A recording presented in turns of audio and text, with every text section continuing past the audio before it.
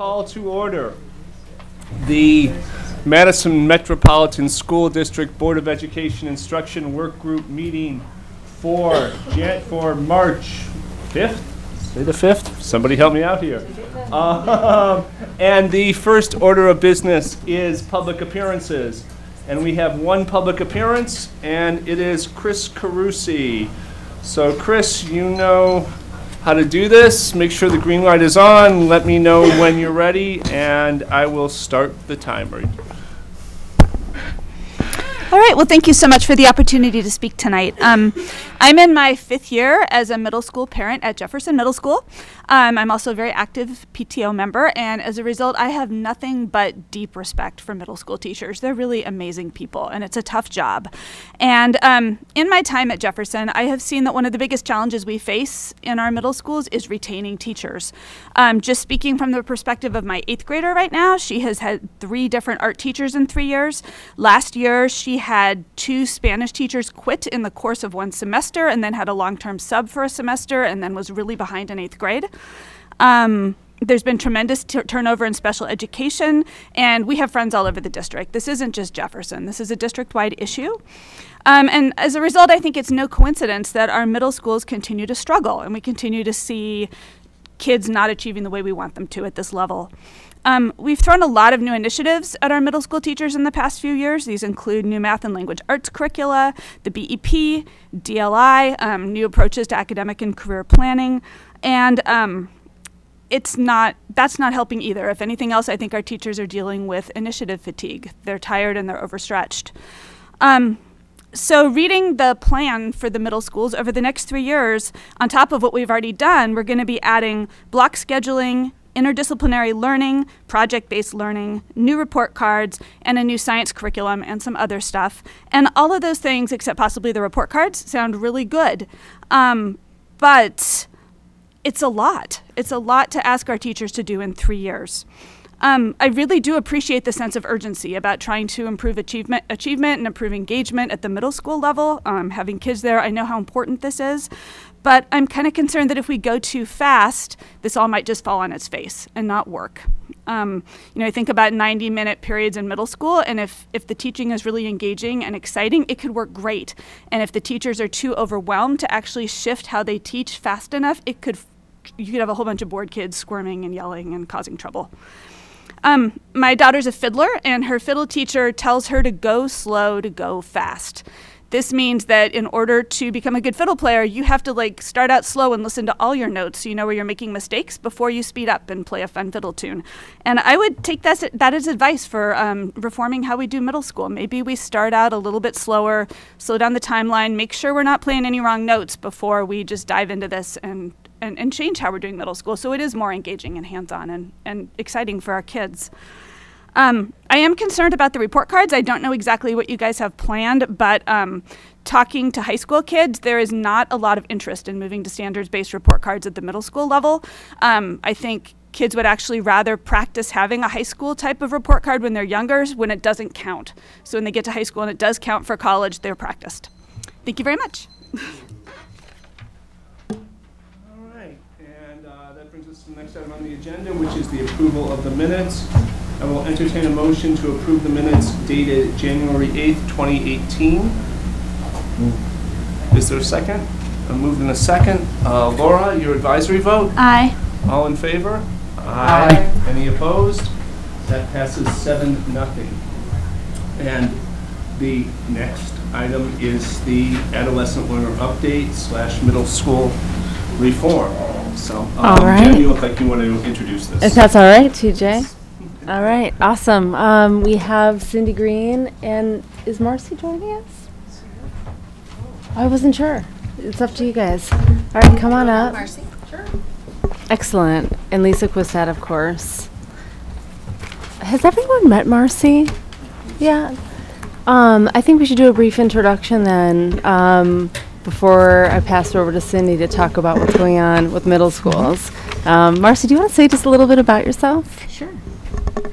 Hi, I'm Marcy Sorensen. I am the new-ish Executive Director of Curriculum and Instruction. I've been here since August.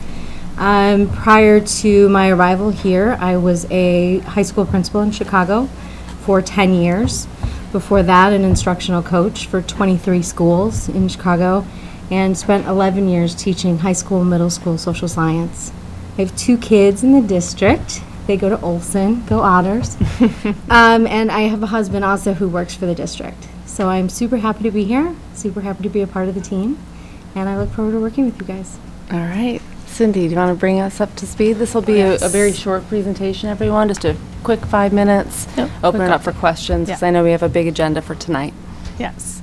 I'll go fast, but not too fast. So I'm excited to provide an update for you around where we are around our adolescent learners and the Adolescent Learner Project.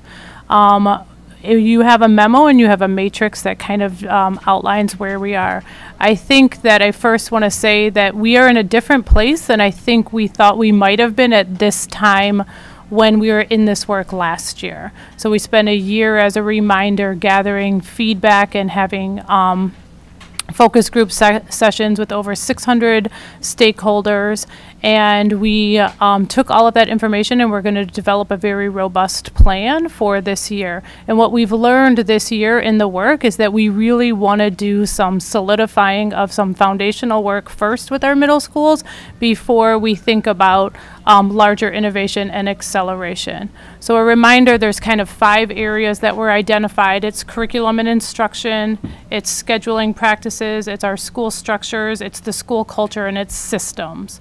And so those are the 5 areas that we want to spend the next 3 years really solidifying. However, thinking about potentially a varied pace for our schools based on where they are with readiness, knowing that at the end of 3 years, all of our schools will have these foundational components in place.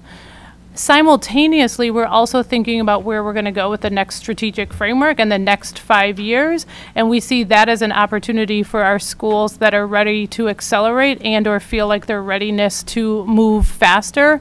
They would have an opportunity through that new process to potentially think about innovation in a different way or above and beyond these foundational components. So really try and solidify the foundation over 3 years across all 12 schools, while also recognizing that some of our schools may take advantage of where they are in the process to think about innovation through our new strategic framework starting next year. And so I am going to orient you real quick to this matrix and just talk about the main buckets of it and allow time for questions and also time for Marcy if she wants to add in. So what you'll see is over the next 3 years, we have these 4 categories. I combined school structures and scheduling because those 2 pieces really go hand in hand. And the things that we're really focused on are longer blocks of instructional time and thinking about small learning communities with advisory.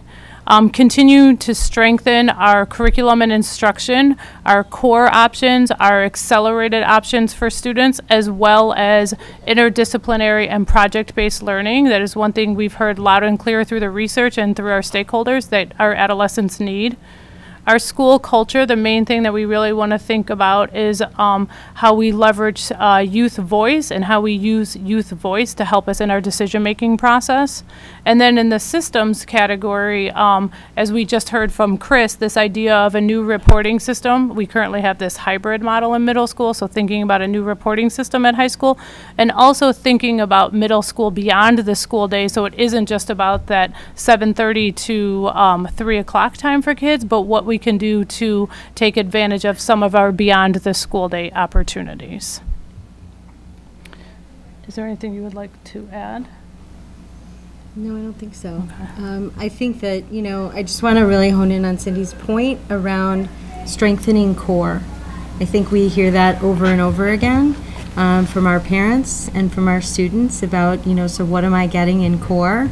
And so doing some really foundational work around strengthening core and building up the tiered supports for our students who need supports and adding those to the curriculum, as well as the Tier 1 extensions for our advanced learners as just part of core instruction, making sure that it's engaging and challenging. The last thing that I will mention in here is you'll see that there's a varied pace again, where some schools may go faster than other schools, again, based on readiness, and then other places where we believe all schools would do implementation. And then the other thing I would mention is that this matrix, very simple and elegant, there's a lot of details that you don't see here in the pre-planning and all of the work that would happen to get schools to this place, but we wanted to provide this in the sense that shows just when the implementation would happen at schools, either for some or all, so that we could see, again, if this is the right pace for our schools and if we are asking the right amount each year. So I'm going to pause at this point unless, Lisa, there's anything you want to add? No, the only piece that I would add, and Marcy chime in to be sure I'm saying the right things, but when we talk a little bit about integrated units of study, Marcy actually has an idea that she has been talking with teachers about, and what she's hearing from teachers is that they want more say. They want to be part of the creation of these lessons that are integrated and integrated projects. So we've talked about really taking a different approach to course alignment at middle school that more actively involves the teachers. We're hearing that they want to actually be part of that rather than just having something handed to them. So really looking forward to getting more teacher voice in some of that work too, and building on the expertise that's part of our buildings. Open it up to the board. Okay. Nikki? I'm just a little concerned on the 90-minute the block scheduling. I'm used to attention issues in high school. I know middle schoolers have shorter attention spans, and I do remember when I was in middle school and our classes seemed to take quite a while. I'm wondering, for those who have some attention issues, and even those who don't, 90 minutes is a relatively long time, but we also going to constantly extend recess or extend break time to make up for that. So I'll start with that. 90 minutes is not necessarily the longer instructional block of time that we've landed on for all of our schools.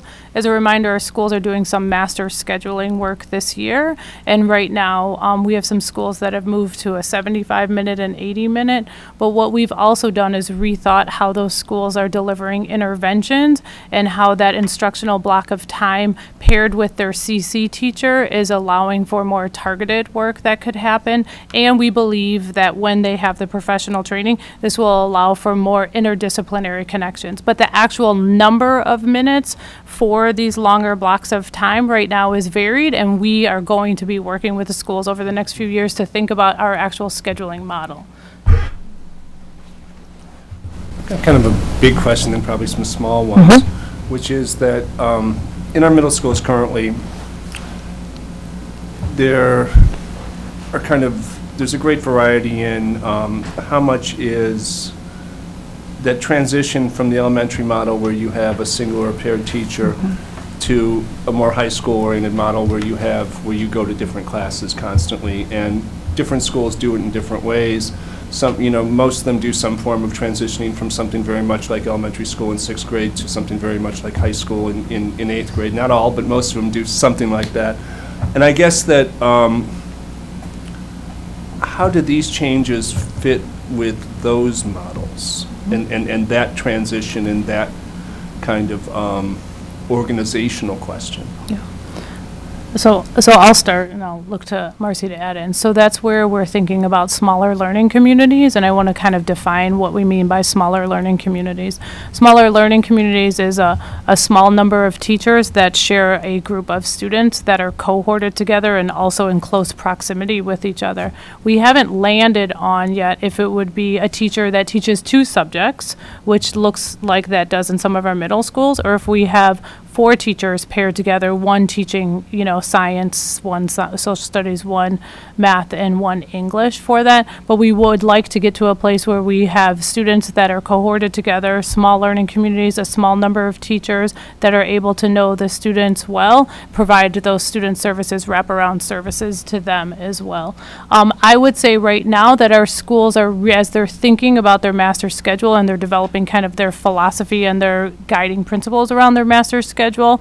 Many of them are thinking differently about more of a junior high model that is kind of 7 teachers spread across the day and kids go to 7 different classes, and thinking about some of the more transition supports needed in 8th grade, which is also where our high schools are in terms of thinking about more of 9th grade cohorted model or 9th grade academy models, where they also are rethinking what the 9th grade year looks like. So we're really trying to think about that trajectory from when kids leave 5th grade all the way through when they exit 9th grade. When I hear cohorts. Do you want, can I just? Oh, sure, go ahead. I didn't know if you wanted to add. More No. information's always Okay. better. Oh, Yeah, no, sorry. and I was going to say that in addition to that, what we're building into the core curriculum, our SELs are in all of our core curriculum. We're looking to find places where we can authentically add ACP into the core curriculum. We're looking at, AVID strategies and where we can do that for schools that may or may not have AVID, so that those transition years are easier for kids. So we want to really support as much as we can the growth from 5th to 6th and then from 8th to 9th. I think the one last thing I will say about the small learning community is why you don't see that showing up until 1920, because we do want to work with the schools in terms of those that have made shifts next year, learn from them, and think about what the best model for middle schools are. And it might be small learning communities across 12 schools, but it may not be the exact same, like the exact same structure at each school's based on context. So I think that's important to note. Got a couple comments, and then if you want to, if we respond to the comments, great. If not, Anna's next up in the queue. I was just going to say quickly, it's just, if you're, I know we use a lot of acronyms, and maybe just. Oh, I'm sorry. Because you're talking about SELs and ACP. Oh, I'm sorry. Yeah, right. I'm sorry. Thank you. I apologize. Thank you, Anna. I'm learning all the acronyms ACP. myself. Academic and career planning and social emotional learning. Yeah. I guess comment number 1 is Yes. that when I hear this combination of small learning communities and cohorts, and I see it in combination with increased advanced learning opportunities, I start to see segregation happening. And I start to see the loss of heterogeneous classrooms, and that continues to be a concern that I think we need to be hyper aware of how if we're combining those two. The second is kind of echoing some of what Chris said, and particularly my concerns, and I shared some of these with Cindy last week. My concerns around the block schedule is that I've taught the same class in 50-minute classes, hour and 20-minute classes, and 4-hour classes. Same material. It's 3 separate lesson plans that you have to prepare, and that's a huge burden on people who are doing this 5 days a week, changing it. And I really think that if we are going to be asking teachers to remake their lesson plans for new schedules, that we really need to pull back from other things as we do that and really prioritize that, if that is the most important thing we're doing. If it's not the most important thing we're doing in this plan, then we need to do the other things first and pull back on that. But asking, as are already harried middle school teachers to invest in multiple changes simultaneously, I think it will not lead. I think in many instances it will not lead us to good places. Not all. And then I guess the final thing is that what I don't see here is well-rounded. I don't see much about language. I don't see much about the arts. I don't see much about that. And it's implied in the graduate vision. I think that that's got to be really explicit, because what we have seen with some of the middle school changes in the last few years is that on occasion, the arts and the languages have been de-emphasized in a few of our middle schools, and not to the benefit of the school communities, and there was pushback on that, and there should have been. So I think that I'd like to see that more prominent. So I think through some of our master scheduling work that we've already done this year, we've removed some of the barriers to the unified arts and to world language by having schools rethink how they're doing intervention. And so we're actually finding, through working on master scheduling with them, that the access to unified arts and world language is actually going to increase. We were sitting in some budget labs today where we have some schools that are going to be offering it every day in all 3 grade levels. So, I mean, we're really hopeful and excited at the opportunity that that's presenting. That looks and sounds like an improvement because Yeah. you know, a lot of it is, it's very catch as catch can. And the other piece is, and I'm just going to stop in a second, is that when students are in AVID or particularly when students are in interventions, they have a choice between, do you want to do arts or do you want to do the math intervention? And I think that can create some difficulties. So I'm just going to add. Almost done. Yep, I'm done. And, no, all right. I'll just comment on that last part and then open it up for others.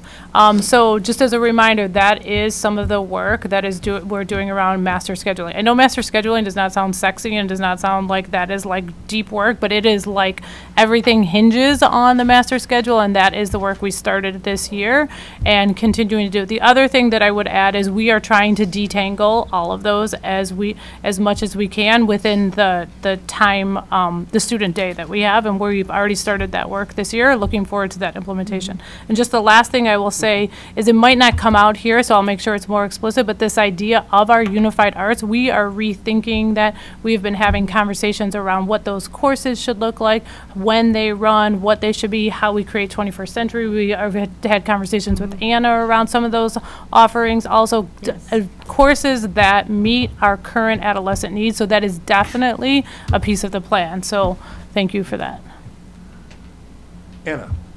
I just had a question in regard for the small learning communities. Then will like everybody in the grade be assigned to a small learning community, or how are you guys? And then if that's going to be the plan, like logistically, how are teachers going to be having time to meet with those students and collaborate with one another? So two things. One, part of the small learning community, one of the foundational components is that teachers have dedicated planning time together. And second is that all students would be in a small learning community. It would be, many of our middle schools have that right now for 6th grade, and they're finding great success. And then what's happening is kids in 7th and 8th grade are doing this more junior high model. So they are rethinking that. But yes, all students would be in a small learning community, meaning they would have a small set of teachers that they share. They would have wraparound services from student services. Those teachers would have common planning time so that they can do interdisciplinary connections, and so that they can have conversations around the shared students to really problem solve around students as well. So those are some of the major components around a small learning community. Do we have some schools that are doing this now? Yes, Toki is one example that actually shifted this year and has very authentic small learning communities at the 6th grade level, and is in consideration to do that for 7th and 8th grade. That's where our schools are at different places, and that's where we've been thinking about this idea of readiness, where schools are already situated well to move forward quicker than other schools, and where other schools it might take them all 3 years. Yeah. Okay. So I'm happy to follow up with some of that. And my other question is just around all schools will begin to implement improved systems to support MTSS. Mm-hmm.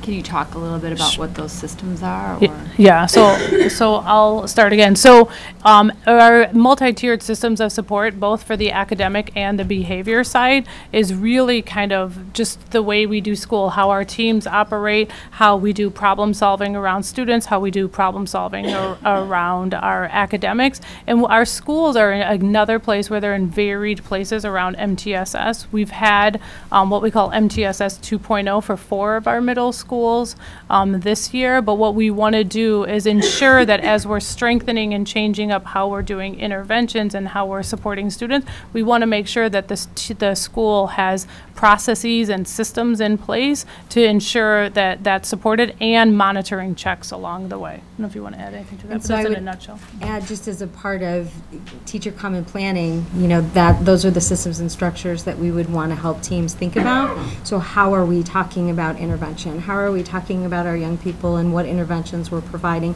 in class? Which students do we need to accelerate? Which kids do we need to provide additional supports for? If there are students who are getting supports outside the classroom, how is that being connected to what's happening inside of the classroom? And so really strengthening those communication systems within a building is really important to ensure that all of our kids are successful. And when you've been talking with folks in the schools, do they feel like the capacity is there to have a comprehensive MTSS system? I guess because what I hear from folks is that we don't have people in place to provide the interventions with fidelity, and it's a concern, especially in the area of literacy and math. Yeah, which is, so two things to that. One, we've been focused on MTSS as a system for a few years, but we, again, want to strengthen it and want to make sure that it isn't just about the interventions, that it's about the systems, the structures, and the processes that every team in the school puts in place. I think the second thing around interventions, our schools, again, are in a place where they're thinking differently about the service delivery model for interventions and when that may happen in a longer block of time versus when that may happen in a separate scheduled course. And that's the work that you'll also see playing out here in the curriculum and instruction column that we are working with the schools around to think about the resource mapping that needs to happen and where the people need to be. Our conversations around where our CC teachers are situated and when is a really big part of that conversation to be able to support that. Dean? Yeah, thanks. Could you just clarify what a small learning community is? How many students are in it? Who gets in it? Who decides who gets in it? Are they together the whole day? And that type of thing, briefly. Sure. What is it? What is it? How you do that? Yeah. So I'll start by kind of helping define how we envision a small learning community. So a small learning community is a group of students that have a shared set of teachers. So those teachers that teach their core content areas, that is math, science, English, and social studies.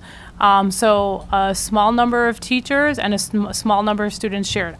There is no number, but we would base it on the same way we do for class size. 25 kids times 4 teachers, 100 kids in a small learning community is an example. Every kid is in a small learning community that is in the school. So it isn't a how does a kid get in, it's just the way you organize your school and the structures that you put in place. The way we've been thinking about it is the set of teachers that have shared students, so they know the kids well, they can talk about the children well. It's usually anchored in a theme or some common identity that that group has together. At Toki, one group is called the P-Pods, and so the P-Pods, that's just who they are and how they think about some of their work. They do integrated projects together, they do environmental education, and so that's kind of the way that they are identified and they have an identity. Those students then could go outside of the small learning community for their unified arts, right? So that's where they could cross over and share across so that they aren't just with that small group of kids, but they get to know the other kids as well. But within the small learning community, again, it's where the teachers share students, they know each other well, and they have the student services. So they have a counselor, social worker, the wraparound services needed to support the children in addition to the classroom teacher. Is there anything you would add about that? And I just, to add to that is that they would probably travel in a cohort amongst their core classes, unless kids are coming out for advanced coursework. But it also builds a sense of community amongst the kids. Something that we see over and over again in the research on adolescent youth is that there's a sense of community that they're building, and they're working together and they're getting to know each other, promoting them to take academic risks, and really learning how to have student-to-student discourse, engagement in project-based learning where they're thinking and problem-solving together. So that's one of the other benefits of smaller learning communities that we see. We do have another item on the agenda, and we're only here till 6. Nikki and Mary.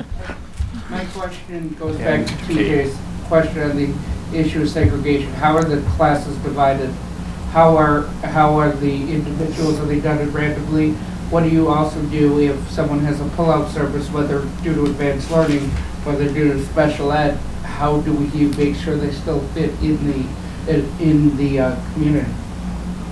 Yeah, so we would be very intentional about that, and heterogeneously grouped is how we do the small learning communities. So it is something that we will be paying close attention to.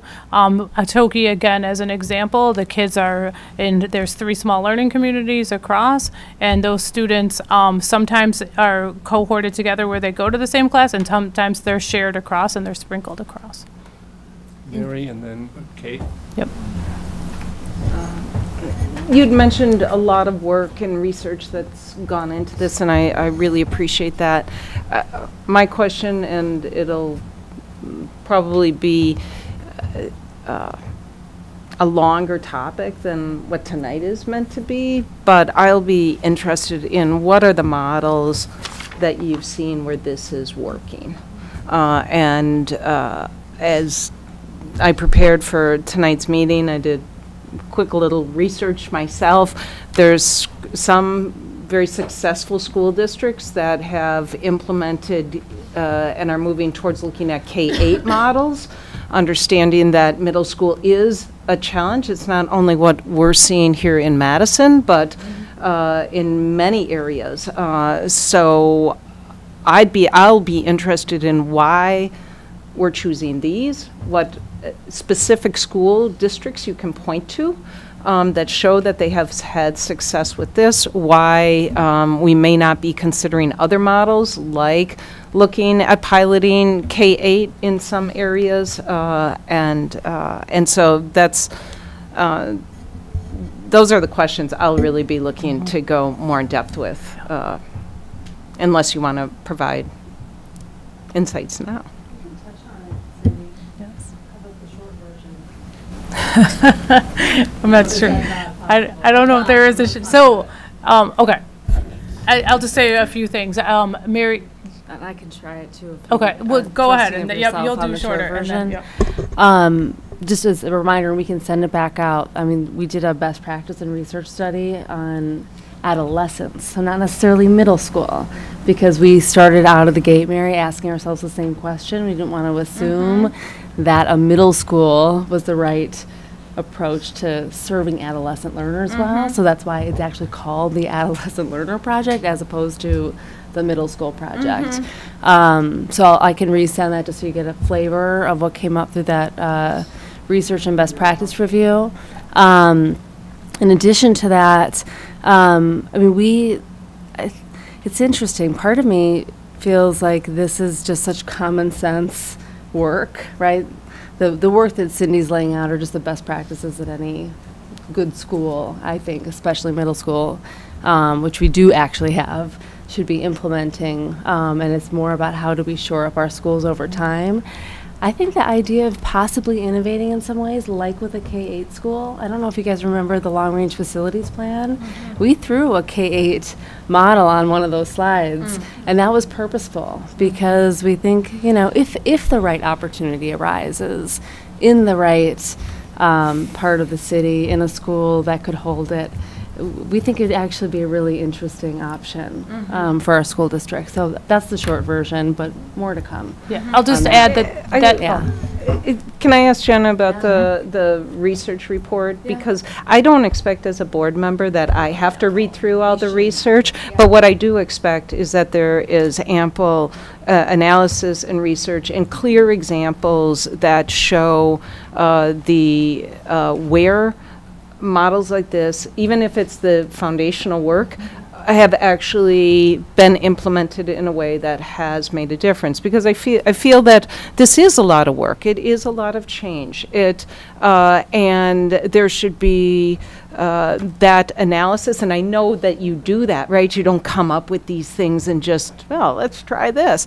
That you've done that. And so I'd really like to have it boiled down. But I'd also like to understand what the no plans are perfect. If there was one solution out there, our jobs would be incredibly easy. So I'd like to know what are the things that we may have considered that we decided not to go ahead with. So something that really that comes to us not in a sales mode, but in a really thoughtful way of saying, and these are the risks. Perhaps these are the things that we expect could go, is what I would really appreciate at the next stage. We have that. We'll make sure you get that. Can you just say a little bit more about, I mean, what I heard is that next year is really all about strengthening the core. That's the goal, right? That's sort of the big, simple, just trying to boil down the spreadsheet. Can you just say what you mean by that a little bit more? What is that? Sure. So in middle school, we have a core curriculum in place. And so we want to strengthen it in a couple of ways. First of all, I'll give a really concrete example. Our current social studies scopes in middle schools don't really address literacy. right? And so in social studies, former social studies teacher, we read, write, and think. And we're asking our kids to be critical thinkers. And so one of the examples of what we're going to do is to enhance the curriculum is we're going to have literacy skills into our social studies curriculum in middle school. We're also going to, because we know that teachers do have a lot to do, a ton. And so we want to add in scaffolds built in to the scope so that teachers see appropriate scaffolds for students who may be struggling readers, struggling writers, and struggling with math. We want to build those scaffolds right into the curriculum for them. We also, though, know that we have kids, whether they're advanced learners or not, that could engage in some deeper learning. And so we're adding Tier 1 extensions to the curriculum so that kids can go deeper, more complex, more engaging. Now again, those will be available for all kids. They're going to be built into the curriculum, but we want to make sure that our advanced learners definitively get those opportunities out of core instruction. In addition to that, right, because that's curriculum, that's on a piece of paper, right? And so what's the professional learning for our adults, right? And so we've gotten some feedback from teachers. We've gotten some feedback from middle school principals about the kinds of professional learning that they want for their teachers, the kinds of professional learning that teachers feel that they need. And then we're going to work with them to meet their needs, both in terms of district-wide PD, but also at their site, in common planning time, in their teacher teams, so that, you know, they're really working together to really strengthen their instructional delivery and design. Okay. So is that coming from the central team here, those curricular changes, or? So what I would say to you is yes, at first, because we want to provide models and exemplars for teachers and for teacher teams.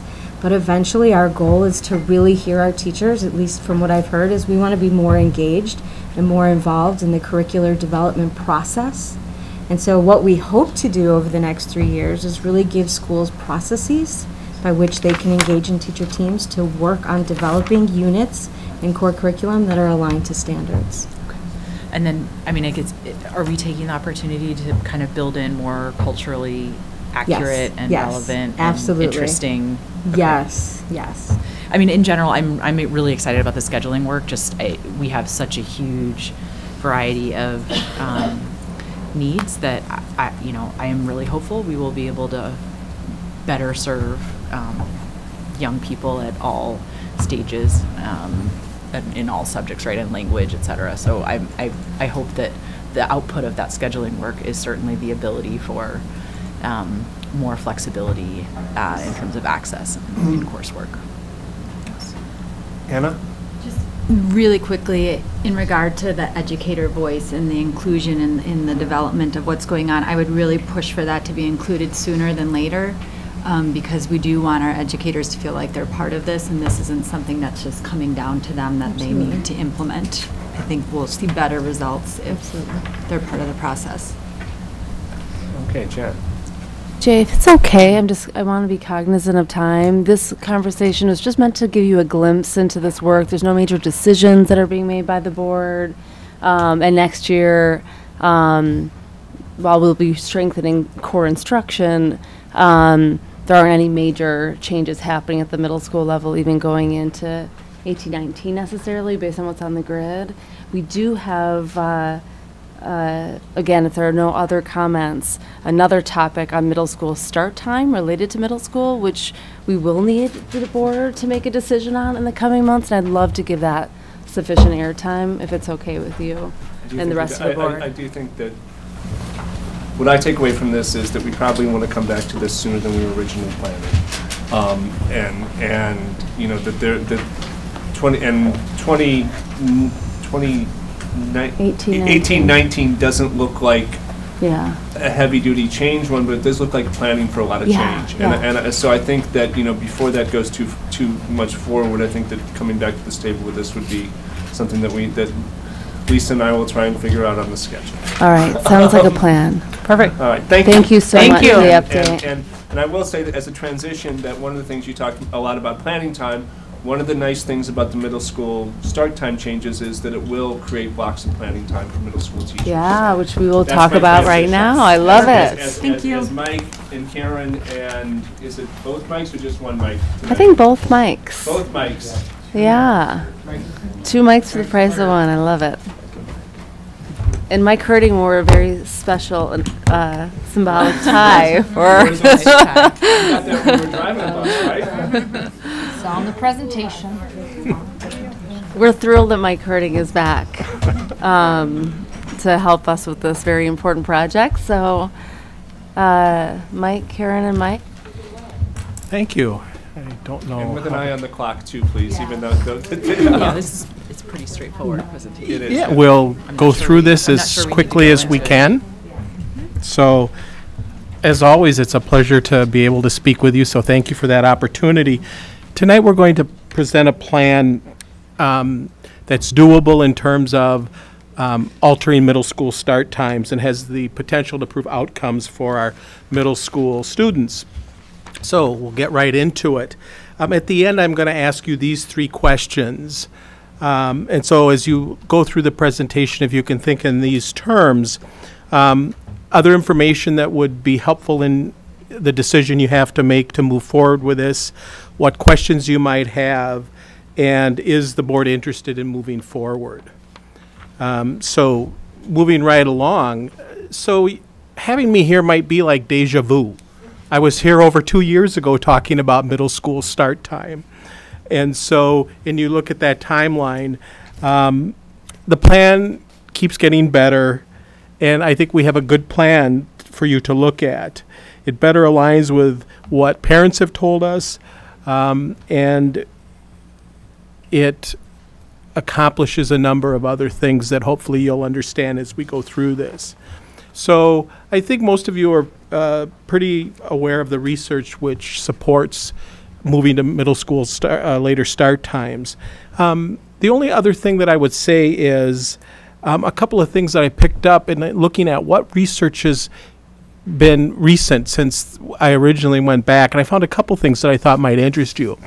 There's a perception that if we move start times later, that kids are just going to go to sleep an hour later. And what schools districts have found out is that that in fact is not the case, that they don't tend to change their bedtime.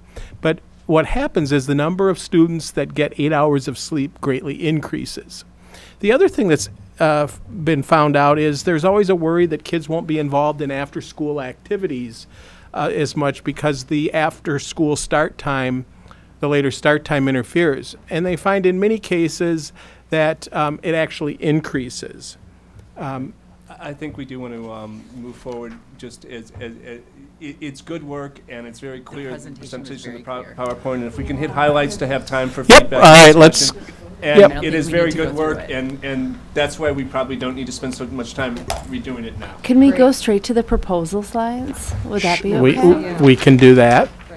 Right here. All right, so All right. cutting to the chase, and thank you for having looked through it and having a good understanding. So if you look at the current time, we have 10 middle schools that start at 7:35, 11 elementary schools that start at 7:45 for a total of 21 schools. And then we have 21 elementary schools that start at the late time. We can accomplish moving our middle school students to yellow buses, which brings some benefits, and moving to later start time for middle school students by shifting many of our elementary schools from the later start time to the earlier start time.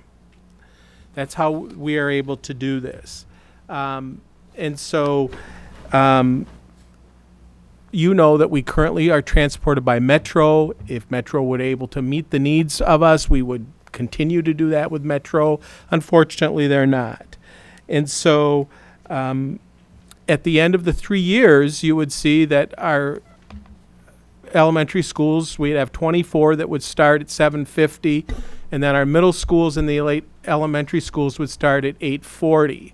So there's just a couple of important pieces. One, we might have liked to try to move the earlier elementary time a little bit later to minimize the change. We can't do that because the start time at the early start school dictates what time we dismiss at the middle school. So it's like one time, that first start time dictates the whole system.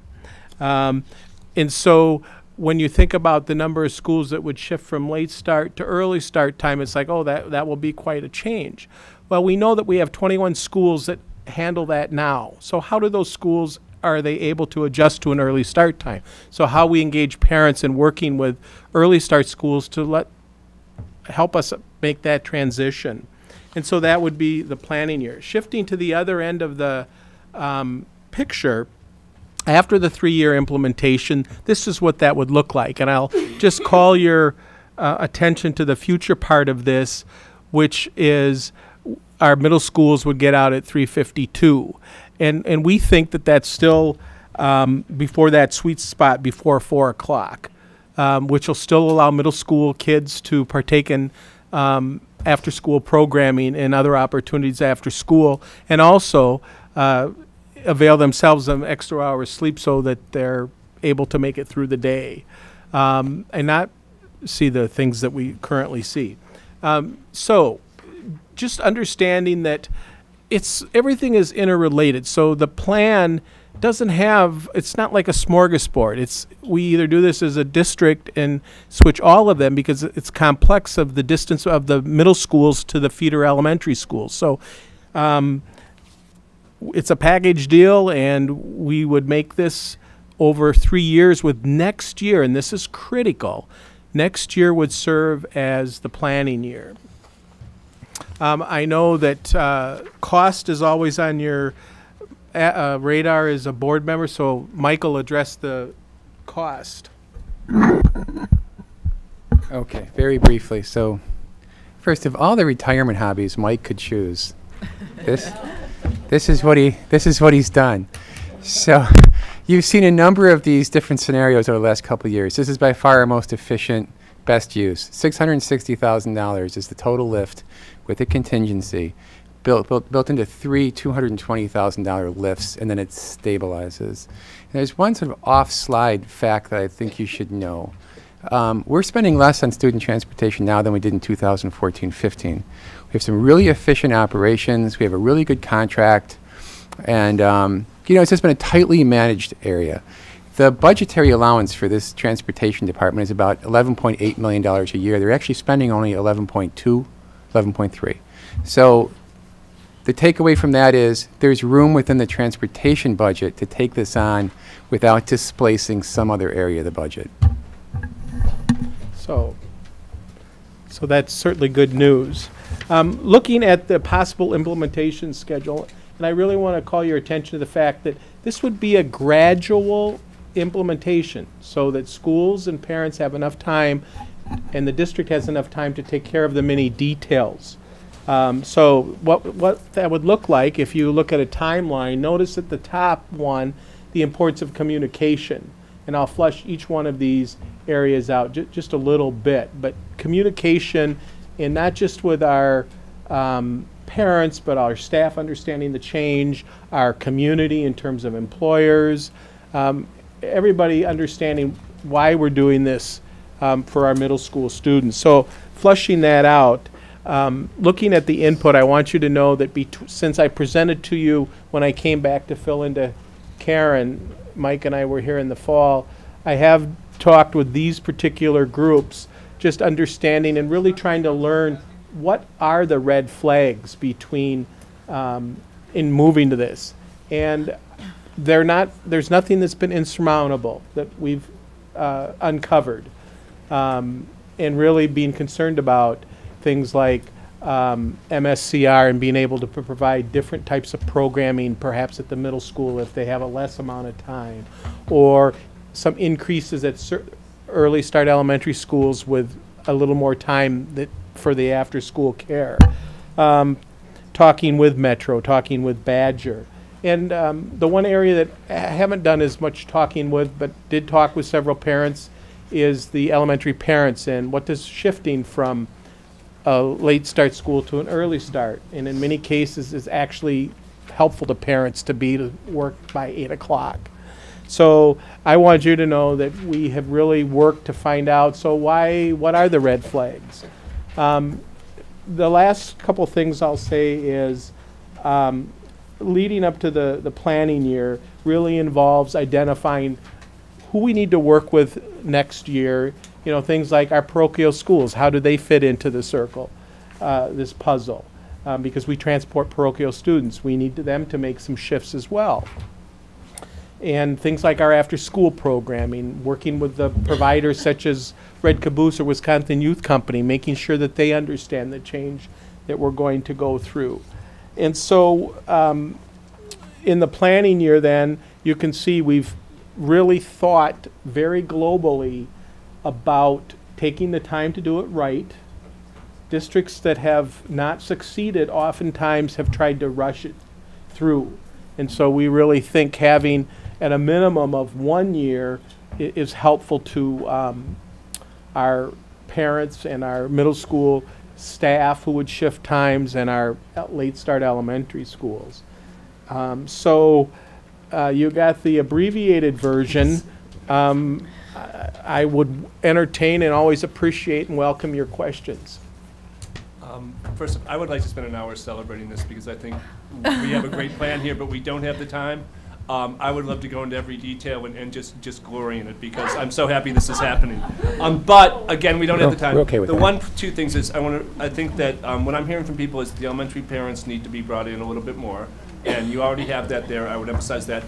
Secondly, what further information as it goes forward, the prioritizing which the decision-making process for which schools go into phase 1, phase 2, phase 3 are the two pieces that is the piece that I'd be interested in knowing more about. Anyone else? Kate. Really, really excellent work. I'm really supportive of this proposal. I would just love to know if it could go faster. So you don't have to answer that now. I actually don't want you to answer that now. I do want to say one thing about that. So one, I've run into a lot of parents say, could you start it next year? It's like we really want to get this right so that our people have time. And the biggest variable is the labor shortage currently in school bus drivers, not being able to find enough folks. So that's why we really are putting this slow. Anna. Yeah, I'm just really pleased with you pulling this all together. I know it's taken a while to talk about it and work through it, but I think, you know, moving from what we were looking at, the budget impact just even last year to where we are now is really positive. And I will just put in a pitch that if we could make Cherokee Middle School, first middle school, I fully support that. James. Yeah, my only question would be to make sure as we move forward that it's clear that who's in support of this. Because I know when we first started talking about this early, that data was not clear. And it's not really covered here. What we have here is staff saying, for example, early morning routes easier. Well, only 45% staff says yes. So I'd just like to know for the different groups we talk about, teachers, parents, you know, who's on board? The work is good and solid, but who's on board? And I'm not clear about who's actually on board, who's really wanting to see this done. And I'll say just one thing quickly that I noticed in talking with parents is when you talk with elementary parents, there's a definite difference if you have a conversation with elementary parents who have never had any students in middle school, or they're having that conversation in line with other middle school parents. Because if you've had a middle schooler, you clearly understand this issue from a different perspective. So asking the right questions at the elementary level, I think, is key in as you know, I've had them all. Anyone else? Well, again, a big thank you for the work, and all right, thank you. And I think that, you know, the last question is that I don't hear anyone saying that we're not interested in moving forward, which is the negative of the last question. You know, the question asks, are we interested in moving forward? I hear some people yes. I don't see anyone. I hear a little bit of skepticism still, but not a no. So. I will say that I think in our discussions, we will likely build this in some way, shape, or form into the budget proposal. While there aren't any major financial implications for next year, we think there may be some minor, and then we'd like to kind of put the table in So that might be the way the board can put its stamp of approval on. I do hear what you're saying, James, like to see, you know, just some more evidence of the support before we make such a decision.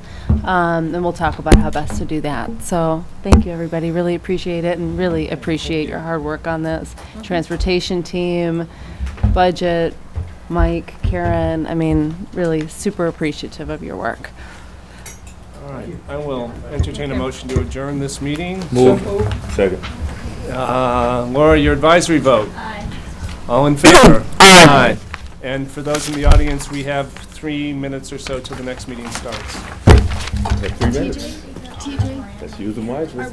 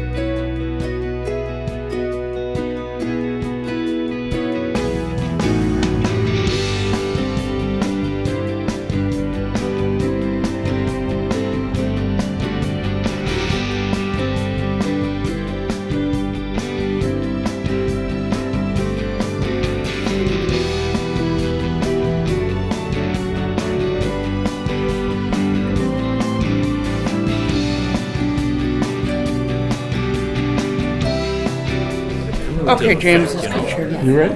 Yeah. 3 years of driving them over there. Okay, you guys, everyone, could come to order here. Like to get started.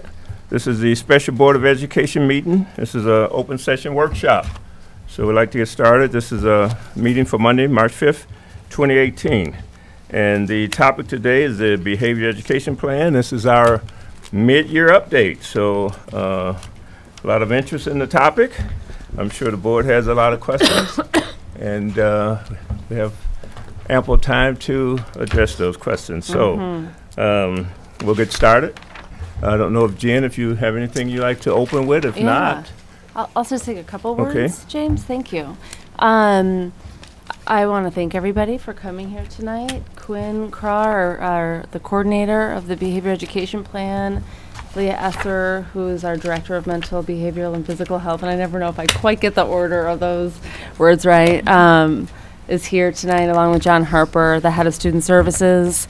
As a reminder to the board, just to sort of orient you to where we are in the process, the last time we spoke as a group on this topic was back in the August, I think, which was a discussion on the 3-year evaluation of the behavior education plan, a summary of the lessons learned from that evaluation, and our thoughts on implementation for the future. We're back here to give you an update on how things are going. We have made some shifts in kind of general processes when it comes to monitoring and supporting this work, because at the heart of this plan is a commitment to having positive culture and climate in every school. Under Quinn's leadership, we've been doing regular culture and climate visits with schools. And Quinn's going to talk a little bit about that tonight, how those visits are going and what it means for how we support schools in improving culture and climate that's conducive to learning. Quinn is probably going to touch on a couple of new terms that maybe we haven't used too much in the past, things like risk ratios. So he'll explain that when he gets there, because we want to be sure to kind of ward against jargon and explain some of these terms well in order to use them well. And I think the only other thing I would say about the way that we've been working this year is we have a new leadership team at Central Office called the Behavior Education Leadership Team that meets weekly and is meticulous about its a review of what's happening in schools so that we can provide targeted support to the schools that need it. So with that said, we only have 10 slides. We're going to go through this at a pretty brisk pace, allowing lots of time for board discussion. Quinn is going to talk a little bit about highlights, pause there for any questions. He'll then talk about implementation, pause there, and ask for questions, and then he'll talk about policy adjustments during the school year, and potential policy changes for the next school year, and we'll talk there before opening it up to whatever else you might want to touch upon, James. All right, thank you. Just a couple of quick points. Just so everyone here knows that for workshops, there's typically no public speaking. So if you're wondering why we don't have public speakers, it's because it's a workshop. Also, one of the major objectives today is to make sure board members get all the questions in that they like to ask. So that is right. Keep that in mind as you all go through your presentations today. It's very important that board members don't leave here with unanswered questions. So having said that, take it off. Yeah, I think Leah's going to get us going. Great. Thank you, James, and thank you, Jen, for getting us started. I appreciate the time that we have with you all today, and am eager to turn it over to the board for questions. So we're going to get started right away. On the screen, Quinn, do you mind just flipping that for me? On the screen, you will see our outcomes for today. I won't read them to you explicitly, but I can promise that we will spend time talking about implementation of the behavior education plan, particularly the impact on culture and climate across our schools. We will also talk about what is working. This year, there is a lot that is going well, and we want to be sure that we are able to highlight that hard work that is happening within our schools. Our teams are putting in a tremendous amount of head and heart into the implementation. We want you to know about that. And then, as Jen talked about, we want to just share a little bit about our thinking around the timeline for a revision and or more comprehensive rewrite of the behavior education plan in general. So that is what you can expect this evening. You hear from me a lot around the behavior education plan, and I'm really eager to bring Quinn's voice to this board table as well this evening. So I'm going to turn it over to him.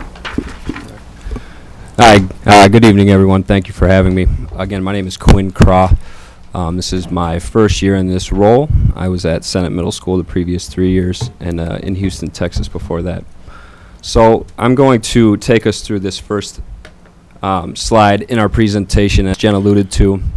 I'll pause after this one, but this will be a few more talking points than the other ones because I really think there's a lot to highlight as to very specific things that are going well in the behavior education plan for the first semester of the school year. In the center, you will see 3 points, and I just want to highlight that we do know our schools better through our culture and climate visits. Those culture and climate visits entail a sit-down meeting with an administrator and the team that they choose to bring to the meeting. And we talk about 20 specific implementation strategies for behavior education. I want to highlight a few schools right now. Midvale Elementary has done incredible work with zones of regulation through the social emotional learning. I think it could be an exemplar for our elementary schools and potentially building on that for our secondary schools. I also want to call out Glendale. In Glendale, just their teaming and their structures allow for some really positive and strong culture and climate work there. And I continue to team with them beyond just teaming and structure, but also for innovation. They're a team that's hungry to learn more. At the middle school level, Blackhawk and Spring Harbor are 2 schools that I see really working through their school improvement plan, which is the second overall bullet up there on the board. And Spring Harbor in particular is really focusing on social emotional learning, but also using their SBLT, their school-based leadership team, to make sure that they have opportunities to talk about race and equity in the practices that they're seeing and that they're using. And then the last school that I would highlight is Easton through the principal, through the leadership of Principal Hernandez, making sure that their theory of action comes alive, specifically through their 9OT work. That's ninth grade on track. So that's, in a nutshell, some of the things that we're seeing district-wide. And then you'll see 4 boxes on your screen, and there are some schools to call out with each one of those as well. And so on the first upper left-hand corner, you see that there's a call out to specific school-wide universal practices. We've learned and we know that strong implementation of the behavior education plan starts with strong universal practices. And there are 2 schools in particular that we did a lot of work with in the first semester, and that's Orchard Ridge Elementary and Leopold Elementary, to really support them in a way to build up some universal practices, both specifically and universally. And I think that those schools are experiencing success, and the data outcomes are showing that as we start to move into quarter 2 and quarter 3. And most of that is coming through the sustained effort of collaboration with those schools so that it doesn't feel like extra work. It was called out in the earlier session about meaningful student voice, and there are many examples that I could give, but 2 in the interest of time are Cherokee Middle School and West High School. Their work around trying to get student voice involved in decisions of behavior education, I think, are exemplar and will serve as a model moving forward. In the bottom left-hand corner, you see cell phones, and I just believe in general, social media and cell phone use are something that our students are just so well equipped to do. And we have to continue to learn from our students the ways that they use those devices, how they use them, how they can be used academically to better support learning. And Toki and Sherman Middle Schools are really embracing the innovation around that, pulling in student voice, trying to find different ways to address this issue so that it doesn't become a distraction in the classroom. And last but not least is just attending to data practices and data analysis. There are multiple examples of schools that are really trying to use data in a proactive way, use data in a way to enhance what they know, and use data beyond just behavior, incident, and suspension data to help make decisions. John or Leah, would you add anything to those? All right, I'd like to just pause here if there are any questions about highlights from our schools from our first semester. I guess you can keep moving. I see no questions at this. Excuse me, there's no questions from the audience. Actually,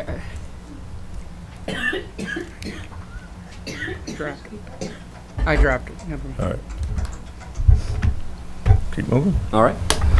So with that, the next 8 slides, we're going to look at key finding and next steps for those first 6, and then we're going to talk about targeted strategies, where you'll see targeted strategies specifically for high schools, and then targeted strategies more universally for all of our schools.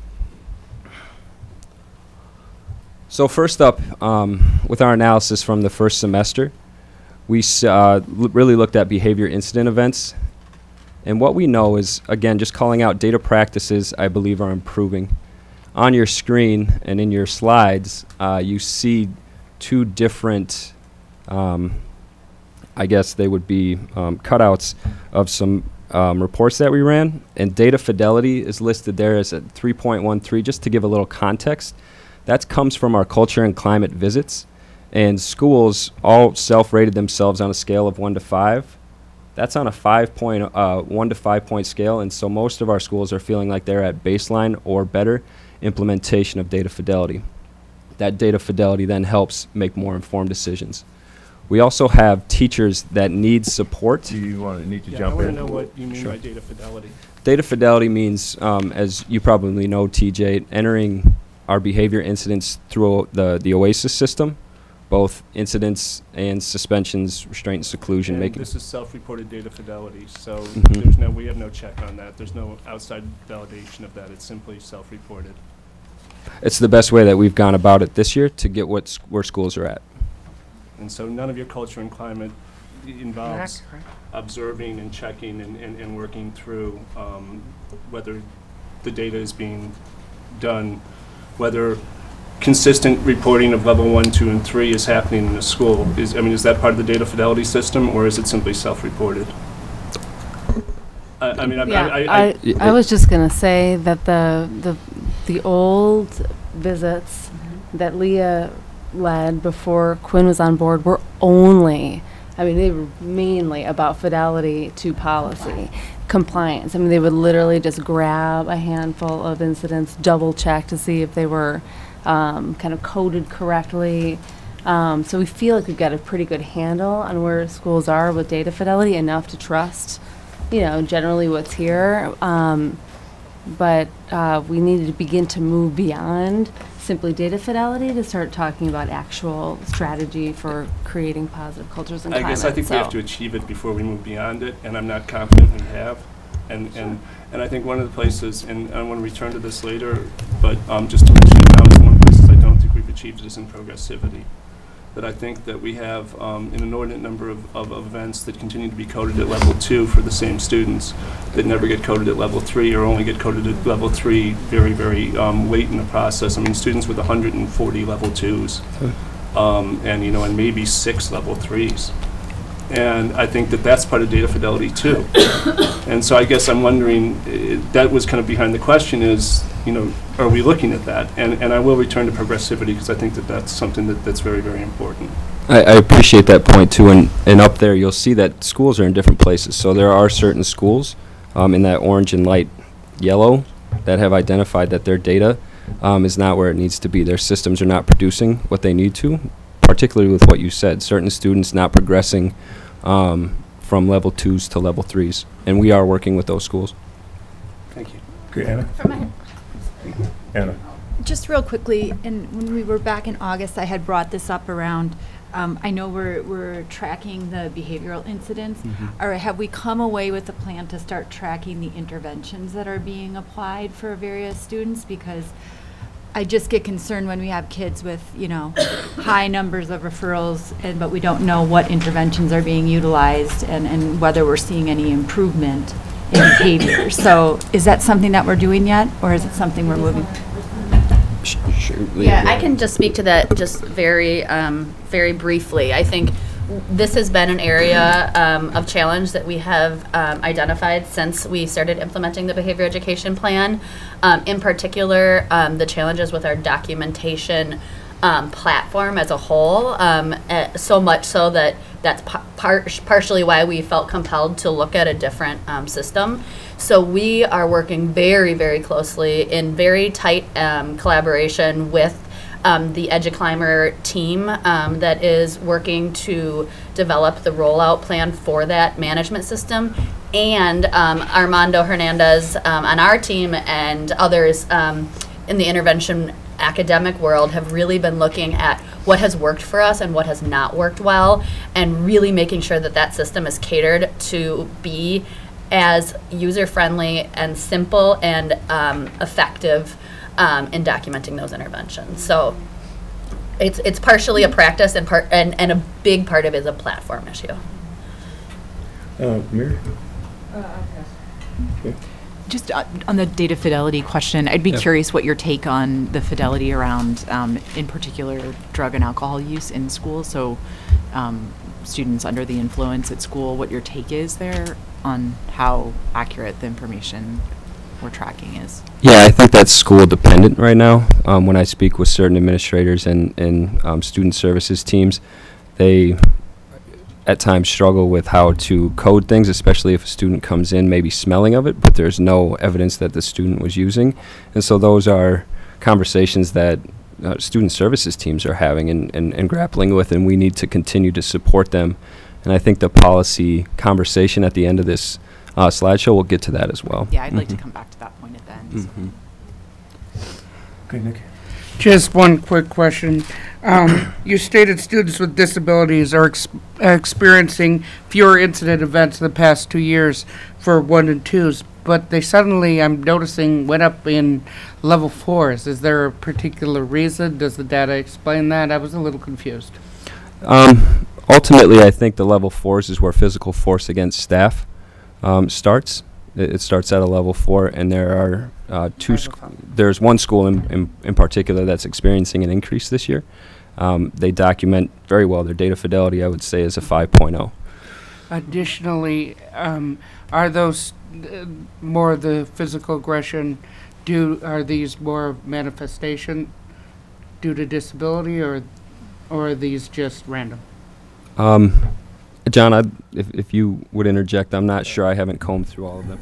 I wouldn't say they're random at all. So I would say that this actually gets back to TJ's point about fidelity. I think in years past, we actually didn't document these as well at all. And I think that we actually just said, well, this is part of someone's disability. We're not even going to record this in any kind of system. So this is actually the first year that we're seeing actual, like, legitimate actual data on these incidents. And for the first time, teams are using that data to track about what time of day, where did this take place, how is this going to impact the support team, how does this impact the behavior intervention plans. And have suspensions gone up for these students with disability-related events? No, suspensions have actually gone down. I think that's actually in the next slide, but I don't want to get ahead of ourselves here. Yeah, although it's only 10 slides, let's see if we can get through them here in the next 5 minutes, because I think the board have quite a few questions to ask. Sorry, so, no, so if you guys could get through those slides here in the next 5 minutes. Yes, I'll expedite, James. Thank you. So when we look at behavior incidents, we know a next step is to make sure that we are creating conditions for our schools to share their best thinking. There are 4 implementation areas listed up there that were self-rated. That's the PBIS, positive behavior and intervention support systems. That framework is very highly rated. We have developmental designs, we have restorative justice, and social emotional learning. Certain schools are excelling in certain areas, and we want to make sure that we're creating conditions for schools to share their best thinking, because I have learned, not just being in the schools, but also in this role, that's where the great ideas come from. Moving forward into our next key finding, specifically calls out risk ratios, which Dr. Cheatham alluded to at the start of this conversation. So a risk ratio, just to reground people, is the likelihood that a student of color compared to a white student is to get a call for support, an incident entered in OASIS, or a suspension, whether that's in school or out of school. It's not a percentage, but a likelihood. And so you can see that our out-of-school suspension risk ratio in our middle schools for our African-American students has decreased. And how that would read would be African-American middle school students were last year at semester 1 15 times more likely to get an out-of-suspension compared to their white peer. And this year at semester 1, they're 6 times more likely to get an out-of-school suspension compared to their white peers. And overall, we are seeing that our risk ratios across the district, both for African American students and students with disabilities, are decreasing, and that's a trend that's down for the first time in a long time. Oh, go ahead, TJ. Simultaneously, we saw an increase in suspensions for African American students and an increase in events. Is that correct? So that is correct. I think that the risk ratios kind of are misleading. You know, I have trouble calling it a positive trend, as it's called elsewhere, when we have more events and more suspensions. You know, and the reason the ratios went down is because we also had more events and suspensions among white students. And that's, to me, not a positive trend. That's for negative trends.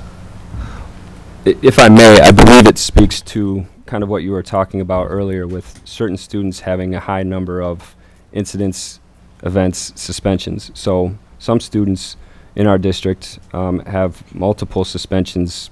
There are students with over 8 or 9 suspension events, specifically out-of-school suspension events. And so as those start to accumulate, that does not impact our risk ratio, but it does impact the increase in incidents, and it does impact the increase in suspensions. Where we see the positivity is that our risk ratio overall for individual African American students is going down.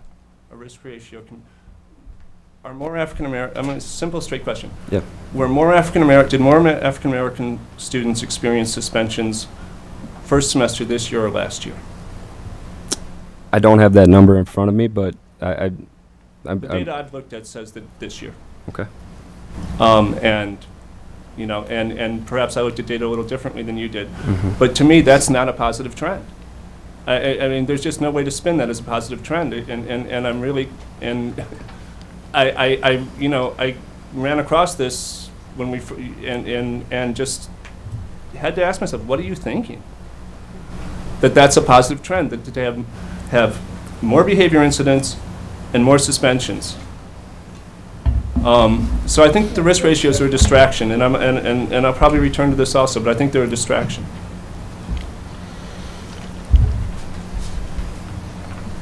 All right. So the next step is to consider multiple data points. Through our middle school coherence work, we are looking at multiple ways to analyze data with the student and the school at the center. So it's not just about suspensions or risk ratios, but it is looking at attendance. Learning partnerships is a term that you may or may not be familiar with, but it really speaks to relationships, and relationships built with specifically our teaching staff and our students, looking at how they build rapport and alliance with our students to better understand what students are thinking. So there are data points that we want to better learn, and do that through partnership with our schools. And this speaks to your point, TJ. Overall suspension rates have increased, and we know where that is happening. So 4 out of our 5 high schools, or excuse me, 5 of our schools, but 4 of them being high schools, account for some of that increase. And we also know that 40 schools are at or below suspension numbers compared to last year. So we know where the work lies, and we know where the work and the support has to be. We also know that alternative to suspensions is a policy that the behavior education leadership team, as Jen referenced in the beginning, needs to review and revisit and make sure that there's clear guidance for our schools, and so that they understand how to utilize it for out-of-school suspension and potentially in-school suspension. James, quick question. Yes. Of the 40 schools at or below suspension numbers, how many were actually below? How many were actually below? Yeah, because being the same. I don't have that number in front of me, but many of them were. There were very few schools that landed at the same number as to where they were last year.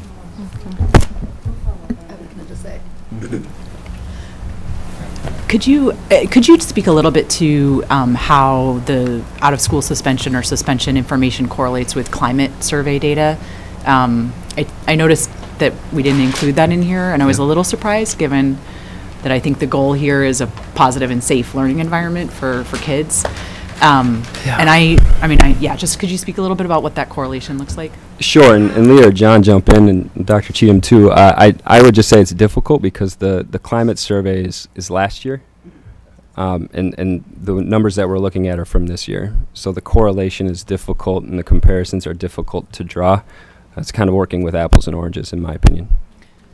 So at the end of the year, when we have that climate data, you'll notice that multiple of our indicators are not yet available, and that really is the indicators that are only one time annually. So when we come back in May, hopefully we will, I'm not exactly sure the timeline of the climate survey, but I think typically we have that information. So when we come back in May, we should be able to report on those environmental factors are the things that really keep a school ticking. Because Kate, I know to your point, that's something that you reinforced with us in the spring as well. I mean, as you know, I don't think suspensions is the right metric for success here, right? I think climate is the right metric for success. And at least my look at the trends over the last 2 years is for every racial demographic, the climate individual questions around safety and behavior have gone down.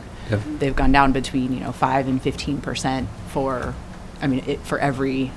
in every way you slice and dice the data. So I think that's an important piece that I'd like to see us bring into this dialogue as we continue to have it over the next And I'd like to say, too, there are specific schools that are experiencing increases, though, too, in those numbers. So it's also working with those schools to figure out what best practice. Exactly. No question. Exactly. Absolutely. That's a great call. Okay, TJ. This speaks to something that talking about correlating things, and I think that, and this is a mid-year report, and I understand that there are things. But also when we had the evaluation last time, and something that James has asked many times around PBIS, that I think eventually we're going to have to look at all these, listed 20 different practices, right? That's right. And how this correlates with behavior reports, how this correlates with, PBIS fidelity, how this correlates with climate. I think that, there's a little bit of that in the evaluation we got. But I think that we need to pick 2 or 3 kind of correlations and see and look at this, because we do need to know what's working. Yep. And because trying to do 20 different things at once, and if I may, it's not going to focus us on what's working. And schools are saying the same thing. Yeah. And so I think that as we look towards the year-end report, as much if you can pick 2 or 3 things and say, these are the implementation strategies. These are what they're correlating with climate survey and behavior events. Yeah. I mean, success for me would be the next report that we receive. We have not just suspension information as the metrics that we see, because to date we haven't gotten a single report with other metrics in it other than suspension data. So that would be success. I'm sorry, Jay. Yeah, what I'd like to do, can we get done with the presentation? Because I'd really like to just open this up so we could just have board members ask whatever questions they want to ask. So hopefully we can get done here within 5 minutes so we can open this up.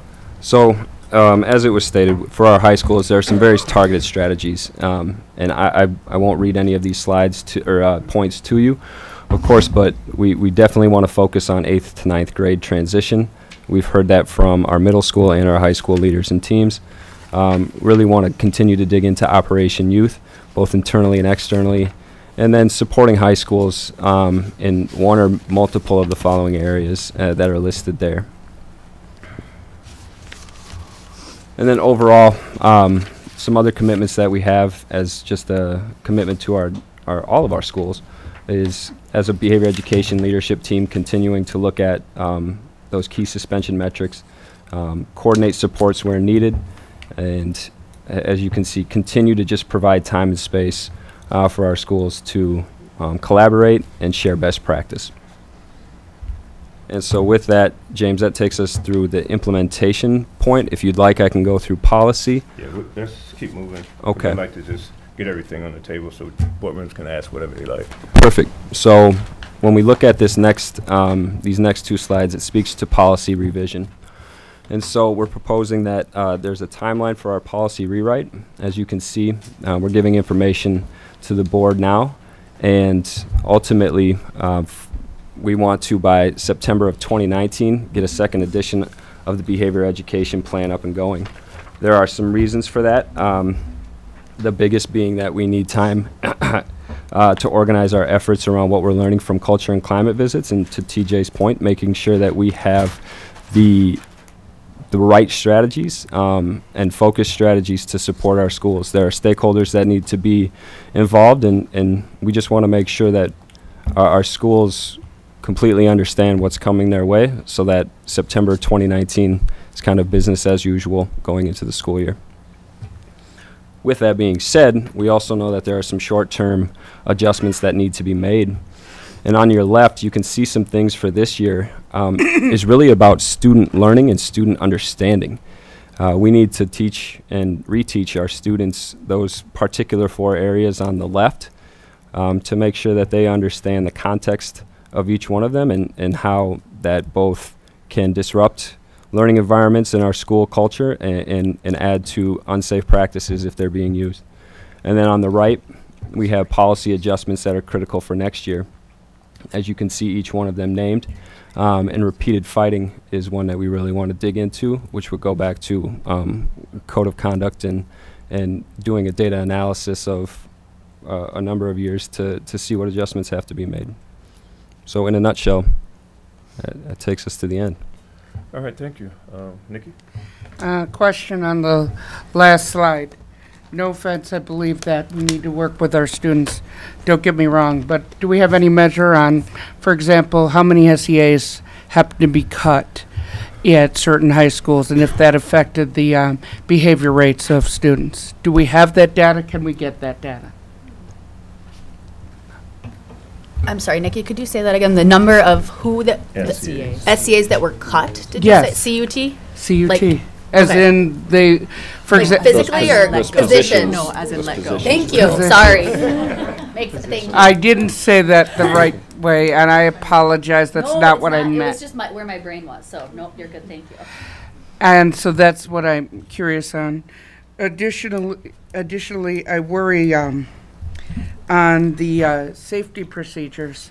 Are we going to train the students, or are we going to train everyone? How are we planning on doing this, or are we just going to suspend anyone who props open a door? I worry about that too.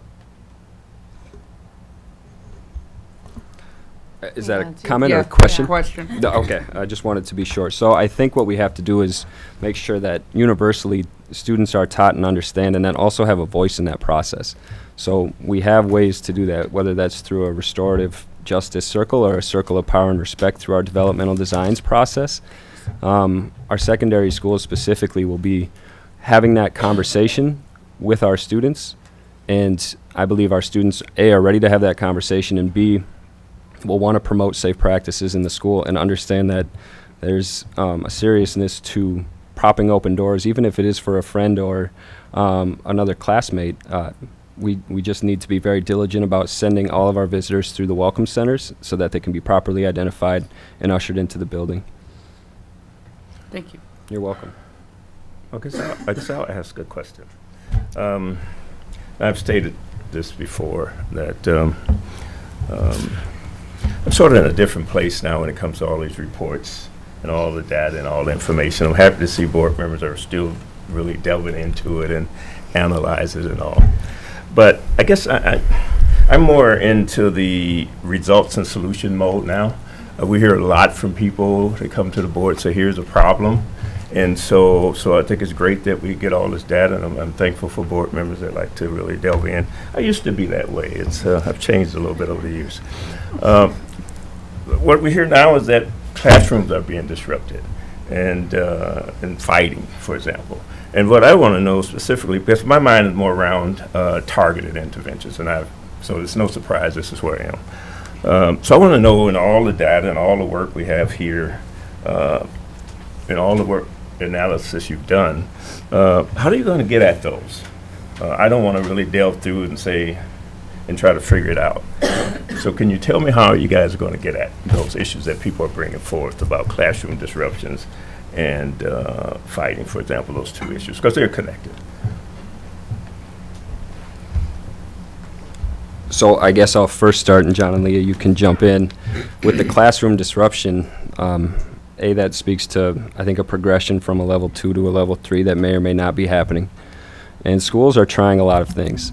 So some of it is on a universal level for students that are repeatedly doing disruptive things in the classroom, and you see the number of incidents climb. whether that's through refusing to cooperate or just being disruptive to the point where other students cannot learn.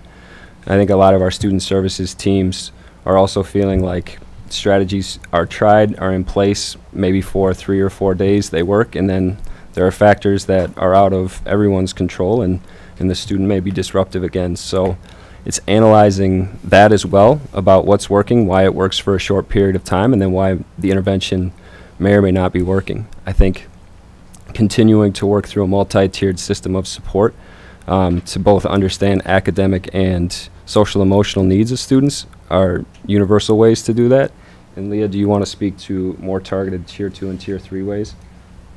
Yeah, I think that when we think about classroom and hallway, of course, there are the factors of engaging instruction and academic content matched with the students' interests and skills and culture, et cetera. So we've talked about that in depth before, so I won't go further with that. But I would say that the work that we are doing with student services teams and schools around early intervention and universal screening and early intervention, so that we can start recognizing when our kids will have struggles in the classroom. We can predict those by using our universal screening tools. So at elementary, continuing to expand our use of bounce back, a trauma-informed intervention. At middle, our work around CBITS and really that early intervention and using that data to target skills and strategies for students to better engage in the classroom, and then really working to beef that up at secondary.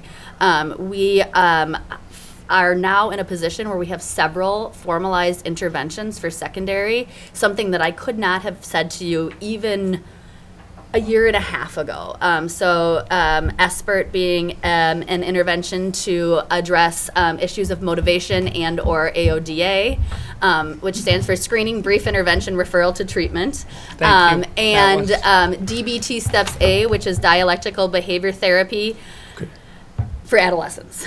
So some other additional classroom interventions that will get to some of the unmet needs and lagging skills. So I hear more analysis. So can we definitively say that by the start of next school year we'll have this resolved?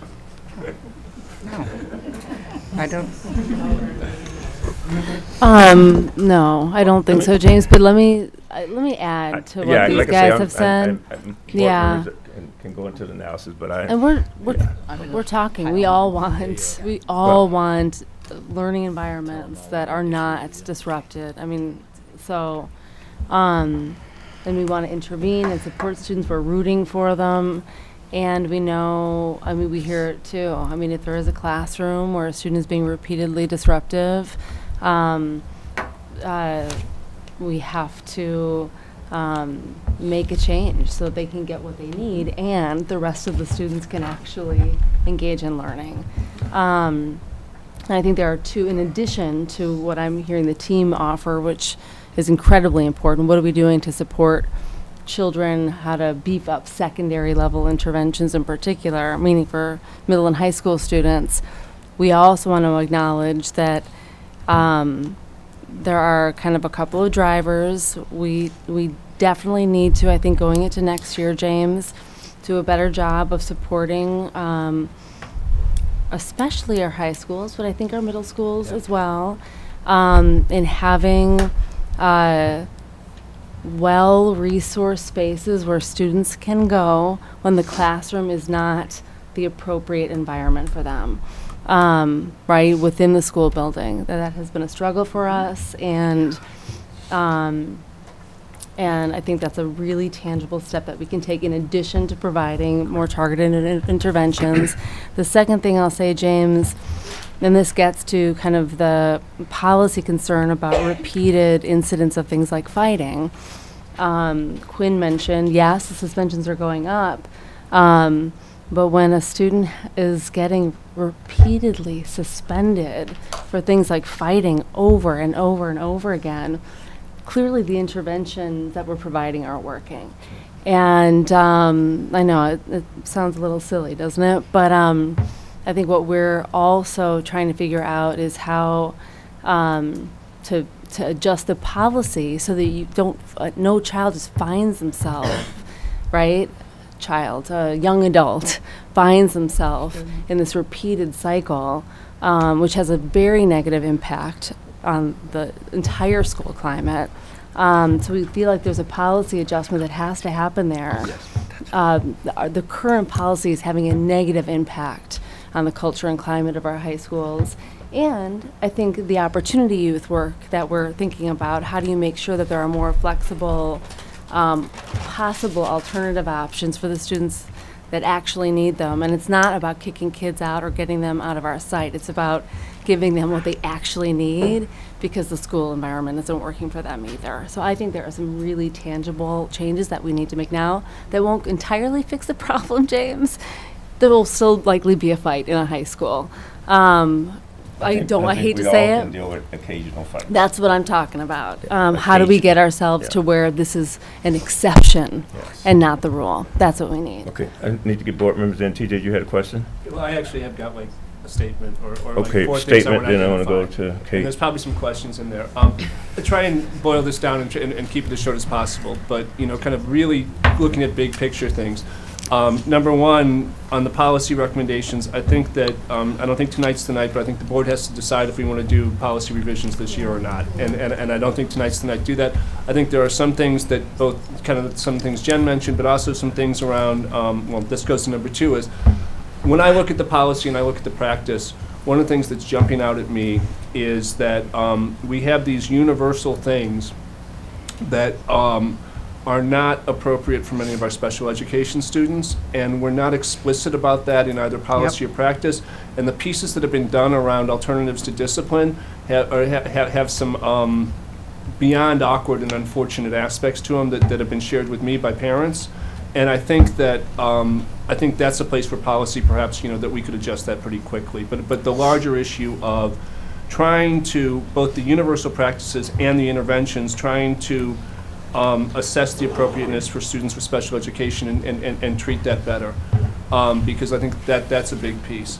I went back to the implementation plan, and in terms of the goals, it says here that the 2 overarching goals of the behavior education plan are: 1, promote and increase positive student behavior and social emotional growth and reduce out-of-school suspensions, and 2, decrease disproportionate use of out-of-school suspension practices for African American students and students with disabilities.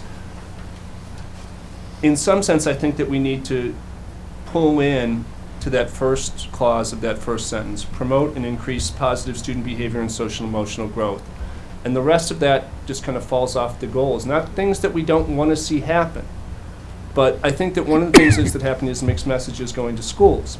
And the mixed messages around, one of the reasons why we see kids stuck at level 2 is because schools are getting a message from this saying we want to reduce suspensions. And suspensions come often with level 3 and level 4. And level 3 and 4 are more than suspensions. But so that's why kids get stuck, because we're telling them that we want to reduce suspensions. The easiest way to do it is not to code it as a level 3, and that reduces your suspensions. That doesn't help, which brings me to the next point, which is that out of all the implementation steps, I think number 6 is where, and Jen's talked about this, where we need to really double, triple down, which is individualized interventions. I think we're doing okay with the core. I think our universal practices, you can always find improvement there. But I think that if we had to triple down, it's the individualized interventions, it's places and spaces for students who at this time are disrupting classrooms and do not want to be there, should not be there at this time. And we need to give them the supports, the tools, so that they can and will be there as good learning students. And that takes spaces, places, and people. And I think that, I don't know if there's 8 or 9 implementation things there.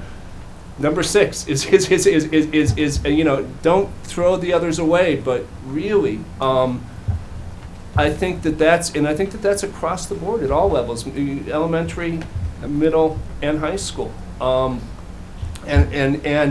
if we do that in the alternatives to suspensions and all, and integrate that into it, and then the other pieces, and something that we saw over and over again from the survey data we had in the past was, that the staff who were dealing with interventions thought students were ready to return to class, and the teachers in the classrooms did not. and you know, and that tells us something that we need to, that again, that the reintegration piece is important. Yep. So, you know, those are my big, I think it's big three or big four things that to reprioritize around this. That's where I would go.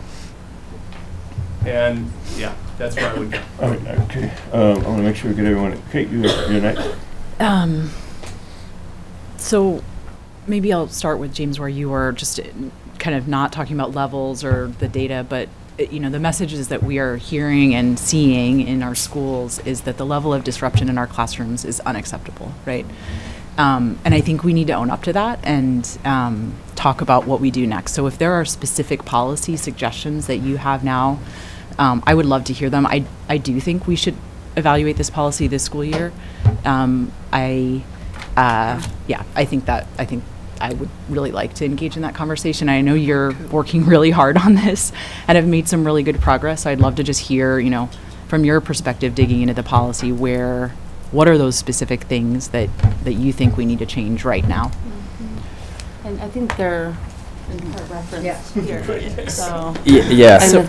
Yeah, more on the right side are the things that would actually require a policy change, but we think these are some of the things that are making it, they're actually working against us in our goal to have more positive cultures and climates. Yeah. Can you maybe just say more, like what does it mean to And engage why? with? Yeah. Well, what does it mean to engage with the repeated fighting piece? Like what's the Yeah, do what we would the do? policy What do we do adjustment do? different, right? Yeah, so we have to explore, so specifically with repeated fighting. So if a student has, you know, potentially 3 fights in 1 year, what does that mean for that student as far as progressing levels? And then do we consider a cutoff point where we have to consider a recommendation for expulsion? And that was in the code of conduct, and everything on that right side, really everything up here, is from our schools. Listening sessions, hearing what our schools have to say. And so it's that partnership of understanding that. I guess I wanted to call that out. But repeated fighting specifically, I think it was said by a few different people, right? The intervention may work for a period of time, and you might go from October to December without a fight. And then all of a sudden there's another fight. And the size of the fight through whether it's students circling up because they want to capture their cell phone or just want to be a part of a crowd, that's the left-hand side where we really need to teach and reteach and work with our students in a really age-appropriate way too, especially at the secondary level, just getting real with students, right? Like, this is unacceptable behavior, it's unsafe, and here's why. And tell us what your thoughts are. So it weaves in student voice too, which is critical in all this. Can you talk a little bit so there's 2 things, I guess, that aren't there on that list that I've heard and seen. One is around maybe kind of blowing out that drug paraphernalia one. Just talk about kind of drug use to the degree that that's something we have visibility into. Has that changed? What does that look like? Is there anything that we can do to... One thing that I would say is that drug paraphernalia is up there specifically because there's a sophistication, a level of sophistication that I don't think the behavior education plan might necessarily address in an explicit way. I think schools are contacting us and we're working in collaboration to make sure we get it right. But there is some advancement that we need to make sure is considered when we go into next year. And Jen, did you have a point too that you were going to make? I think I cut you off. I think I was referring more to if there's an indication that a student in a classroom is under the influence. Oh, I see. How do we address that? It's not something that we see a lot of in the data right now, and so it's very difficult to understand if we are addressing it or if we aren't. And it's a really clear indicator of climate to me versus kind of behavior and discipline. So I would speak to this as an area where we've learned a lot and continue to learn, have implemented some interventions and have some room to grow. So the SBIRT intervention that I spoke to just very briefly earlier, we are targeting that intervention at issues of alcohol and other drug use. When we think about drugs and alcohol from a discipline perspective or from a student teenage use perspective, there's both the conduct pieces, so it's illegal, it's not safe, it's not allowed at school, and there are the overwhelming health factors that are associated with alcohol and other drug use. So we have to address both of those things simultaneously. What I will tell you is that there are significant disparities in our AOD, alcohol and other drug data. So our African American students are predominantly more likely to have an incident. We don't necessarily believe that our African American students are bigger users or at a higher risk for AOD, so we have some work to do around how we philosophically approach AOD issues and alcohol and drug use at school. And we have work to do in terms of systemic intervention. And I know that that is hard. As we talk, we know that intervention is an area where we have to grow, but I can tell you just straight that there are more documented incidents of AOD than there are documented incidents of the intervention to match. So we have that data, and we have a targeted approach to address that issue right now. And Armando Hernandez, our Assistant Director of Integrated Health, who is seated behind me, is leading that work. So there is a strategy in place. We are addressing things, and there are several prongs to the overall strategy for AOD. I was just going to, I hear you talking about interventions and responses, and I think we need to do that. I'm not sure that there isn't also a policy change that's warranted here to elevate the visibility and status of how it may or may not impact climate in the classroom. So I think we, looking at drugs again, the paraphernalia issue has surfaced as something kind of a new complication for us, but what I would like the board to know is I think we do think we should come back to the policy in May because there are some policy issues that are, again, making it hard for especially our high schools to guarantee positive climate and culture. And what we'd like to do is really work with our high schools in the next couple of months to get really fine-grained about what those changes are. They know. Yeah. And that's already started. That's fantastic.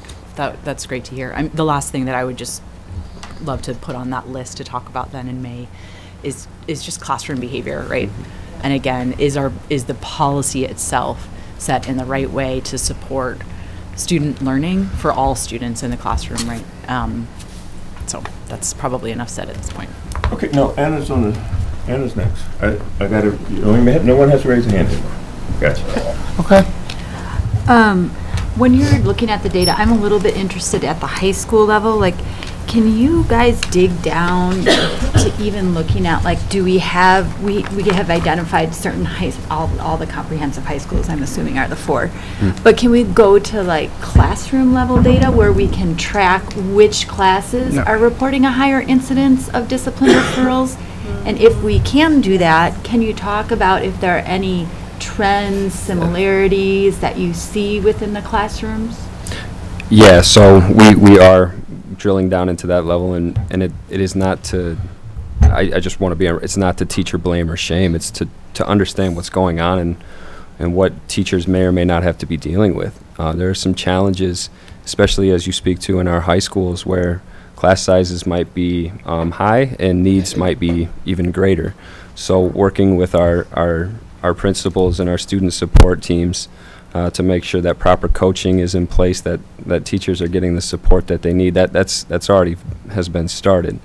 As far as trends across classroom, it's a little bit difficult because it goes to kind of the point around maybe time of day, maybe what the lesson is, what the material is being taught. So there are, I think, some nuanced differences that make trend data hard. But yes, we have looked at what you're saying. And then what I was also, I'm looking at the thing around second semester central office commitments.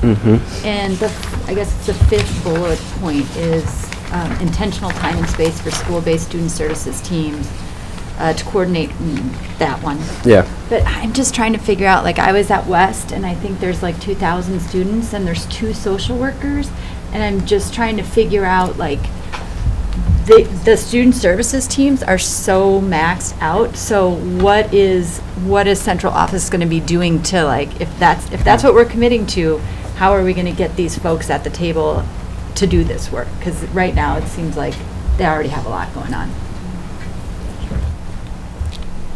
Leah, I'll let you take the lead on that question.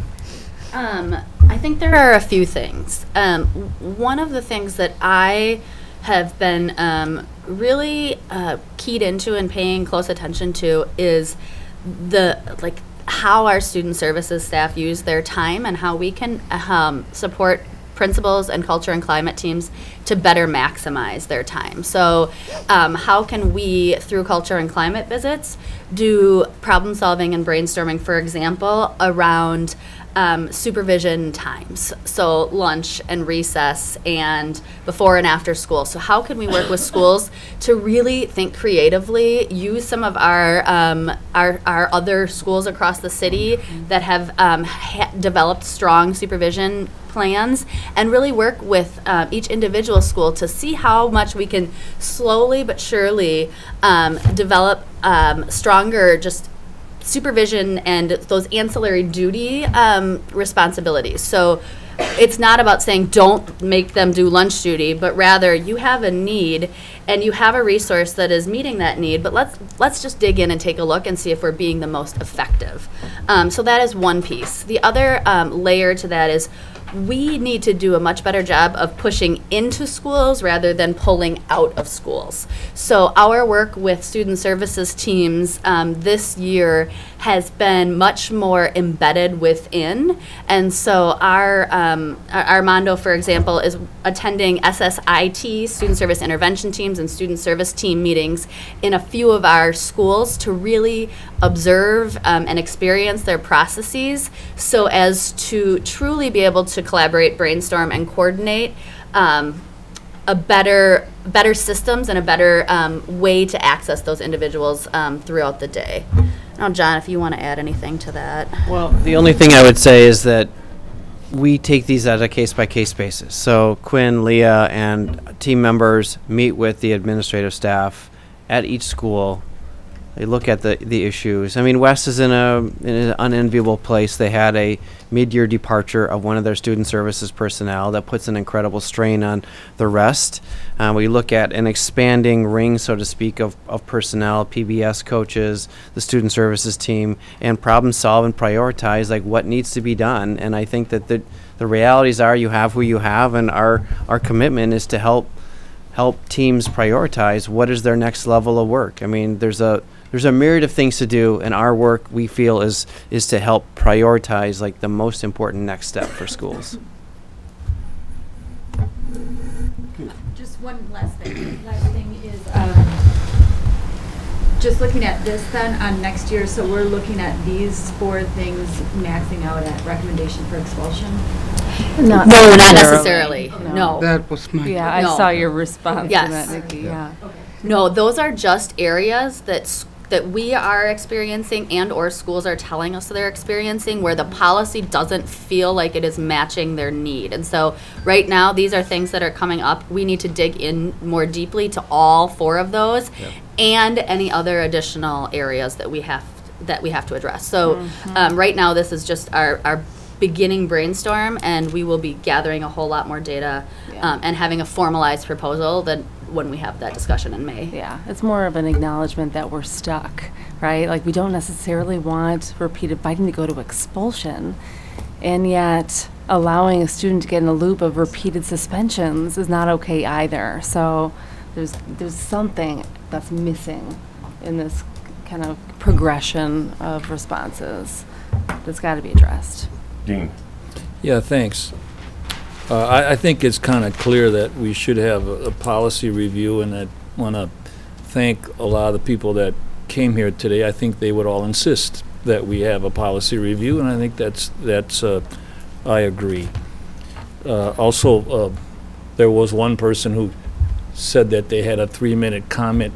Unfortunately, couldn't do that today, but email it to us, and email anything else any of you sitting out there thinks would add to this conversation. Please do that.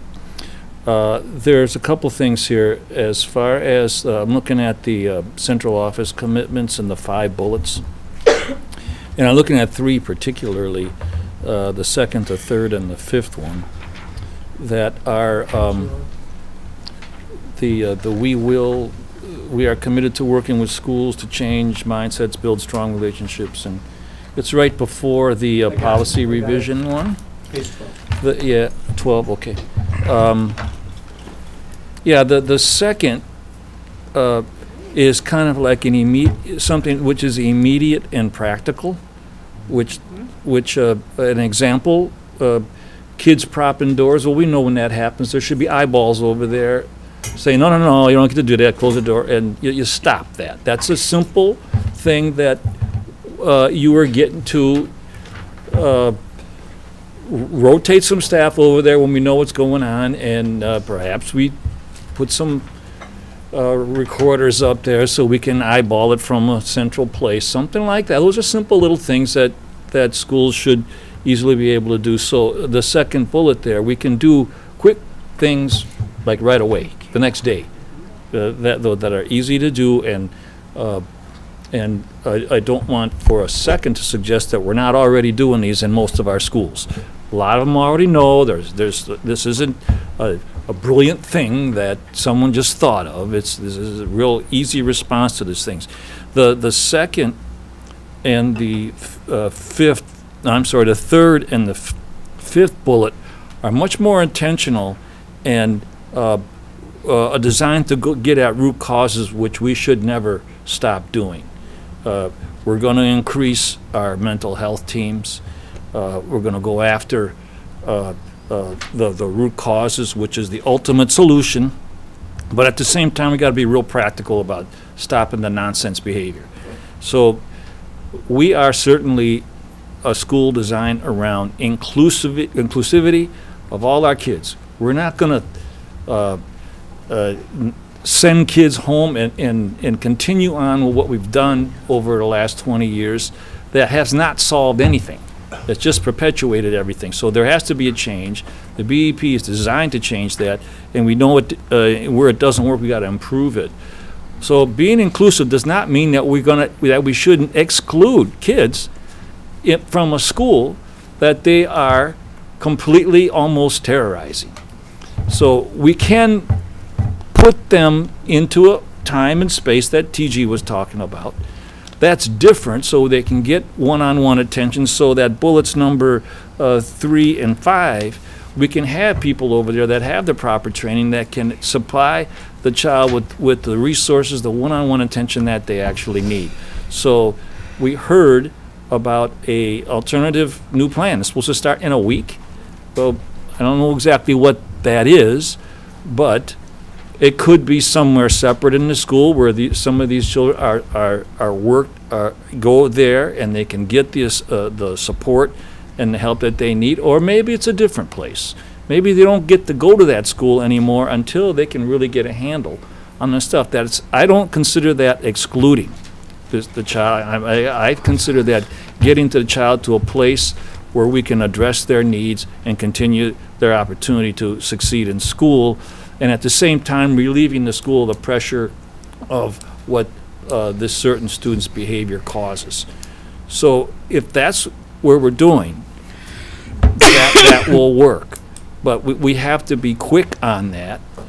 If we need some money to hire some more security assistants, or if we have to allocate some other staff over there to monitor the halls, or if we need to get in some of these social workers or the more sophisticated PBIS coaches and those types of things, then that's something we should know about very soon, and we can authorize that, so you can go ahead and if you got to get some more funds to get these folks over there, we should do that, and soon. And that, I mean, people here are insisting that we act on this quick.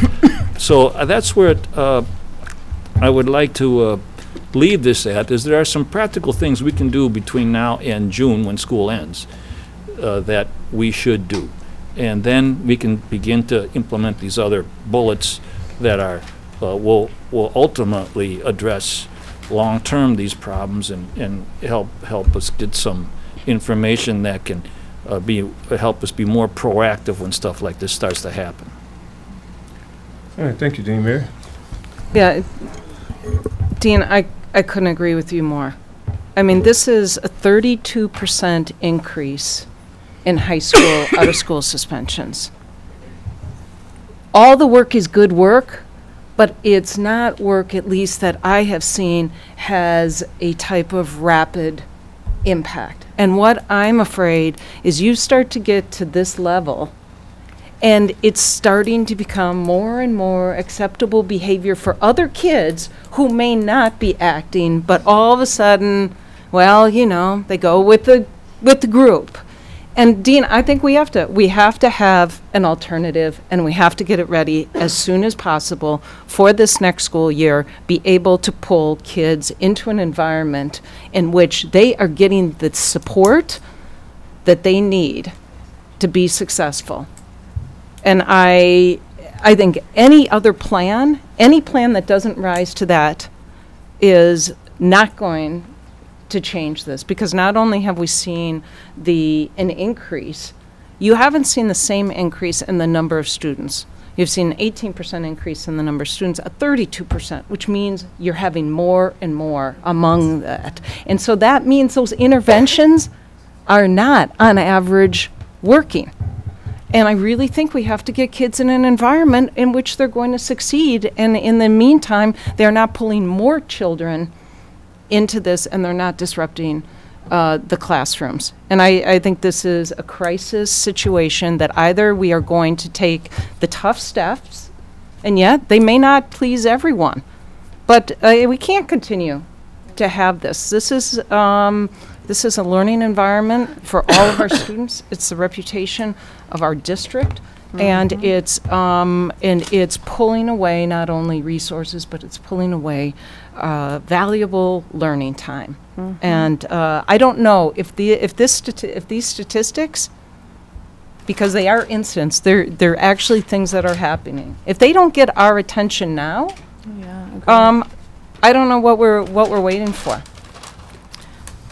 Nikki. I have about 4 points, but I'd like to address Mary and Dean's first. I understand what you're saying, and we have a crisis. Here's 2 small problems with this alternative.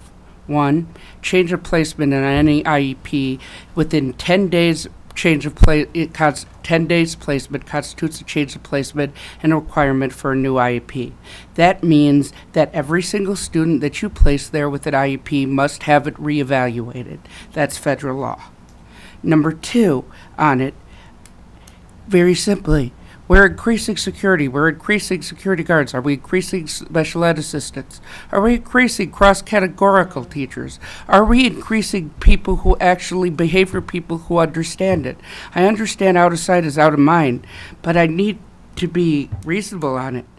As for what I'm asking the board, could we have a list of the interventions that we're working on? Because I think that would be helpful. The thing I'm hearing most from parents, on a separate note, is when the teacher calls for support, no one answers. That is a huge problem. That can be addressed, of what's going on and why can't someone answer the phone. That I can understand. That makes sense. The alternatives to discipline, I have an issue on, namely because it's a start, and it's a good start, but here's my problem. Behavior isn't supposed to drive IEPs. IEPs are supposed to help to modify behavior. And I'm afraid if you do it backwards, you're going to end up expelling more kids and having worse behavioral problems. My other comment on the entire lunch thing and using lunch and prep periods, I have teachers who are eating at 10 in the morning because they have lunch duty, they have after-school duty, they have bus duty.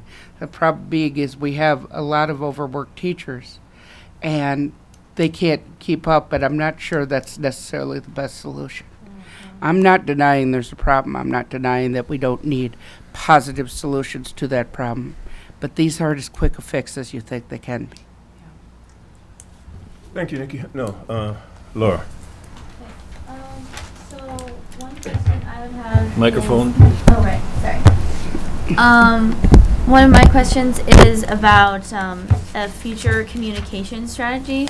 because I'm sort of noticing a mismatch between the narratives that I hear from the schools and then what this data suggests, because there's increases in most of the metrics here, but then the narratives that I hear from literally every teacher that I've talked to at school says that they are discouraged from suspensions and more severe disciplinary actions. So I'm just sort of confused on how both of those, because it's not like either the I feel like it's beyond anecdotal evidence, because I hear it from so many other sources and I hear you guys talking about it too. So I wonder, like, is somebody wrong, or like where, I don't quite understand where this is coming from, because I feel like, TJ, I totally agree with you. My dad tells me what gets measured is what gets done. And so this seems like with the messaging of decreased suspensions is being misinterpreted, and that teachers say that they feel disempowered to do something about situations where they even feel unsafe because they're being threatened by students or cussed out or all these terrible things.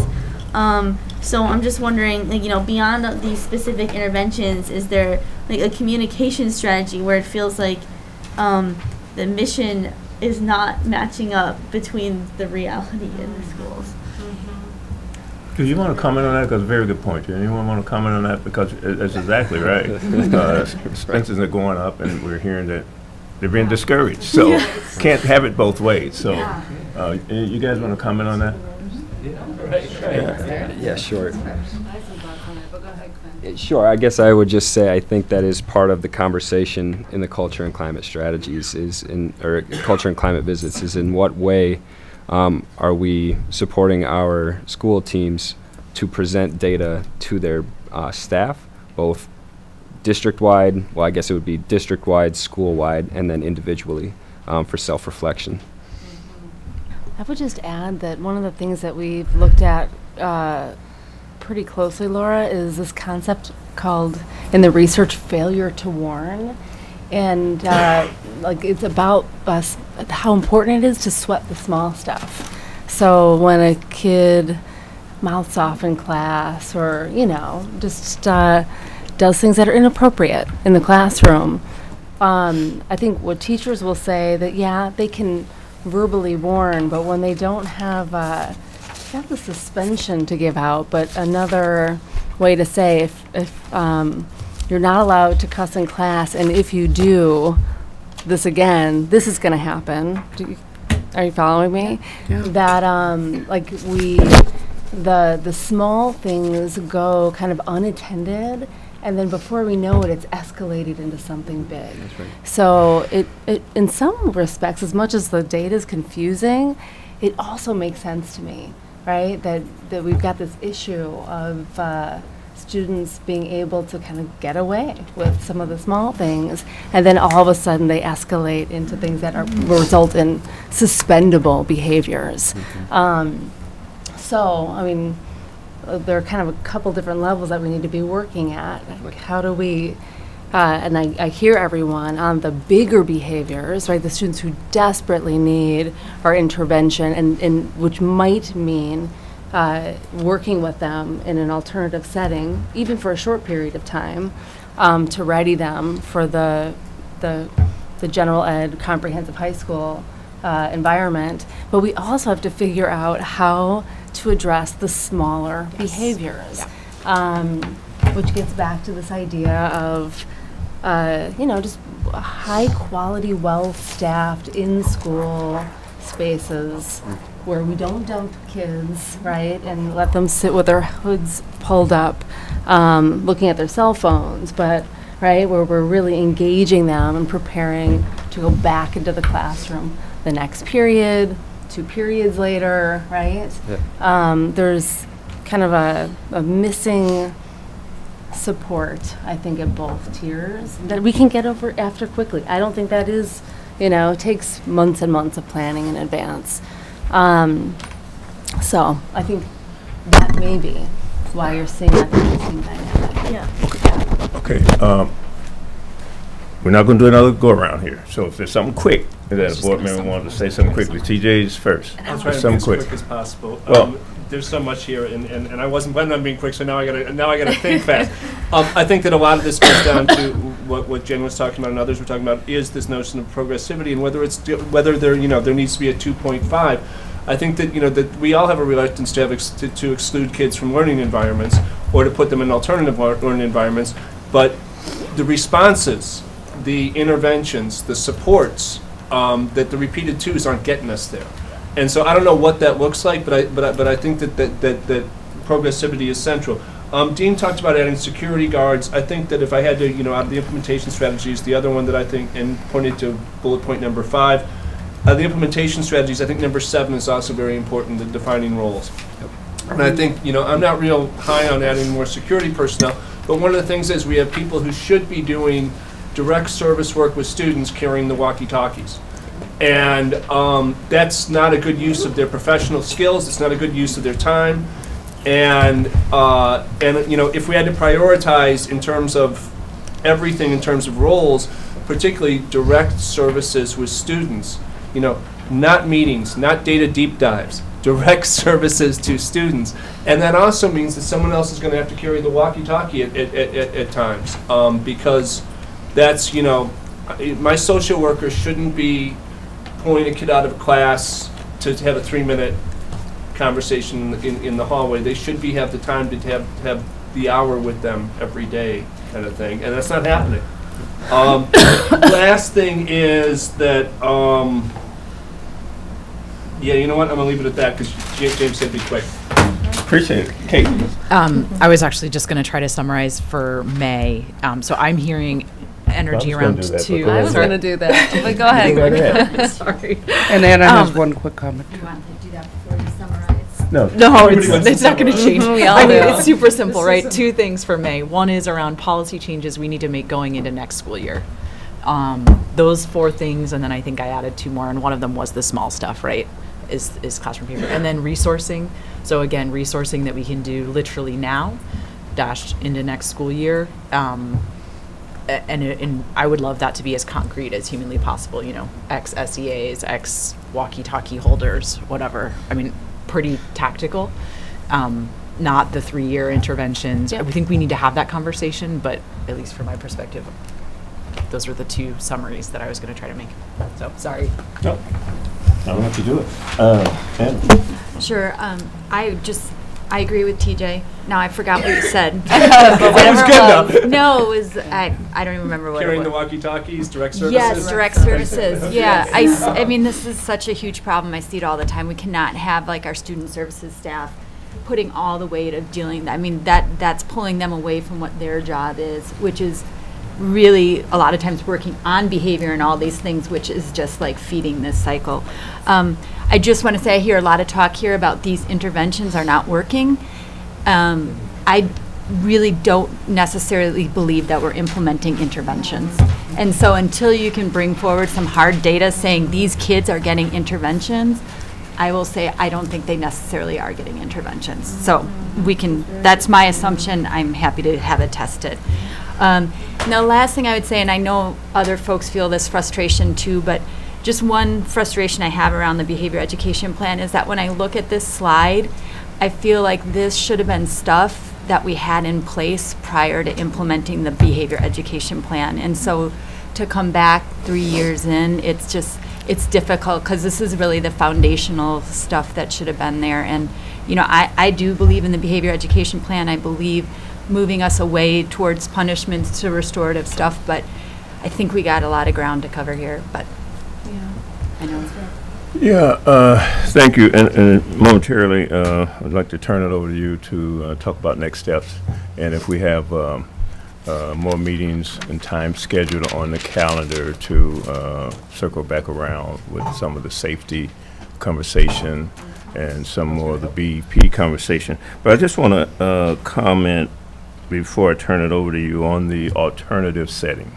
Yeah. My support for the alternative setting is really going to depend on how well what can we guarantee up front?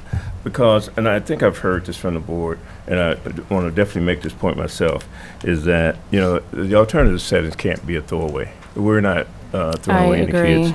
And and so we're already hearing that maybe there's not enough interventions or the proper interventions or enough supports. If we have an alternative setting, it's really got to be staffed up. We really have to have a high probability of success. Because I know we're hearing it from parents now, and I understand where parents are coming from.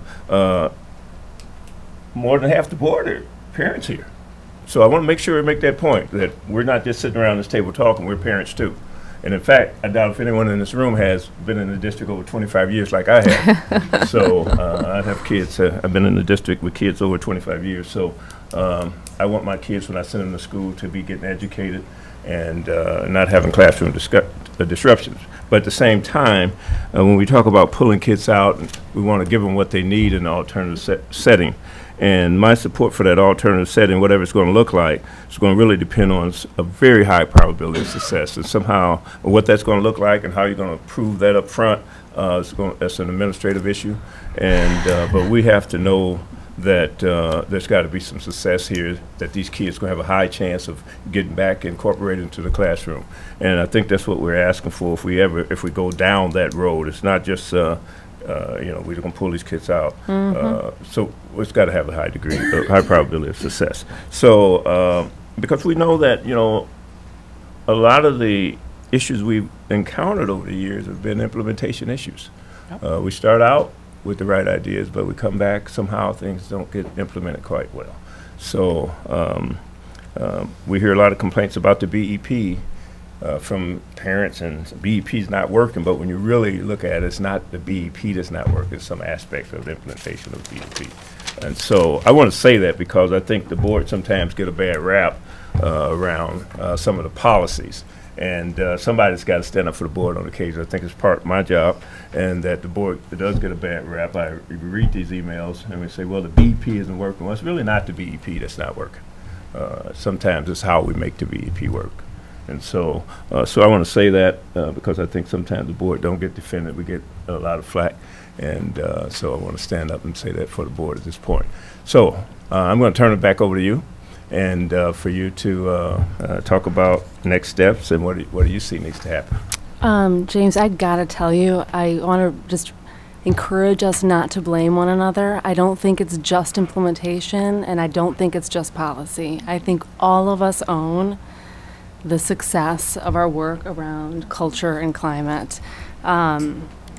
Yeah, I mean, there's a lot that we've implemented extraordinarily well over the last 5 years, and this particular piece of work has been a mighty struggle for all of us, including the fact that we didn't have a full year of planning time to prepare for the implementation of the BEP.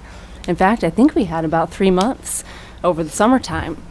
So don't, let's not get started into the blame game and pointing fingers. I don't know if anyone took it that way but you, but there's no blame here. Just basically saying that it's not the BEP sometimes. I'm sticking up for the people who are working their tails off on implementation every single day, including the people who work in our schools, who believe equally in the heart and soul, right, of why we entered into this hard work in the first place, which is ultimately about positive cultural climate and saving kids.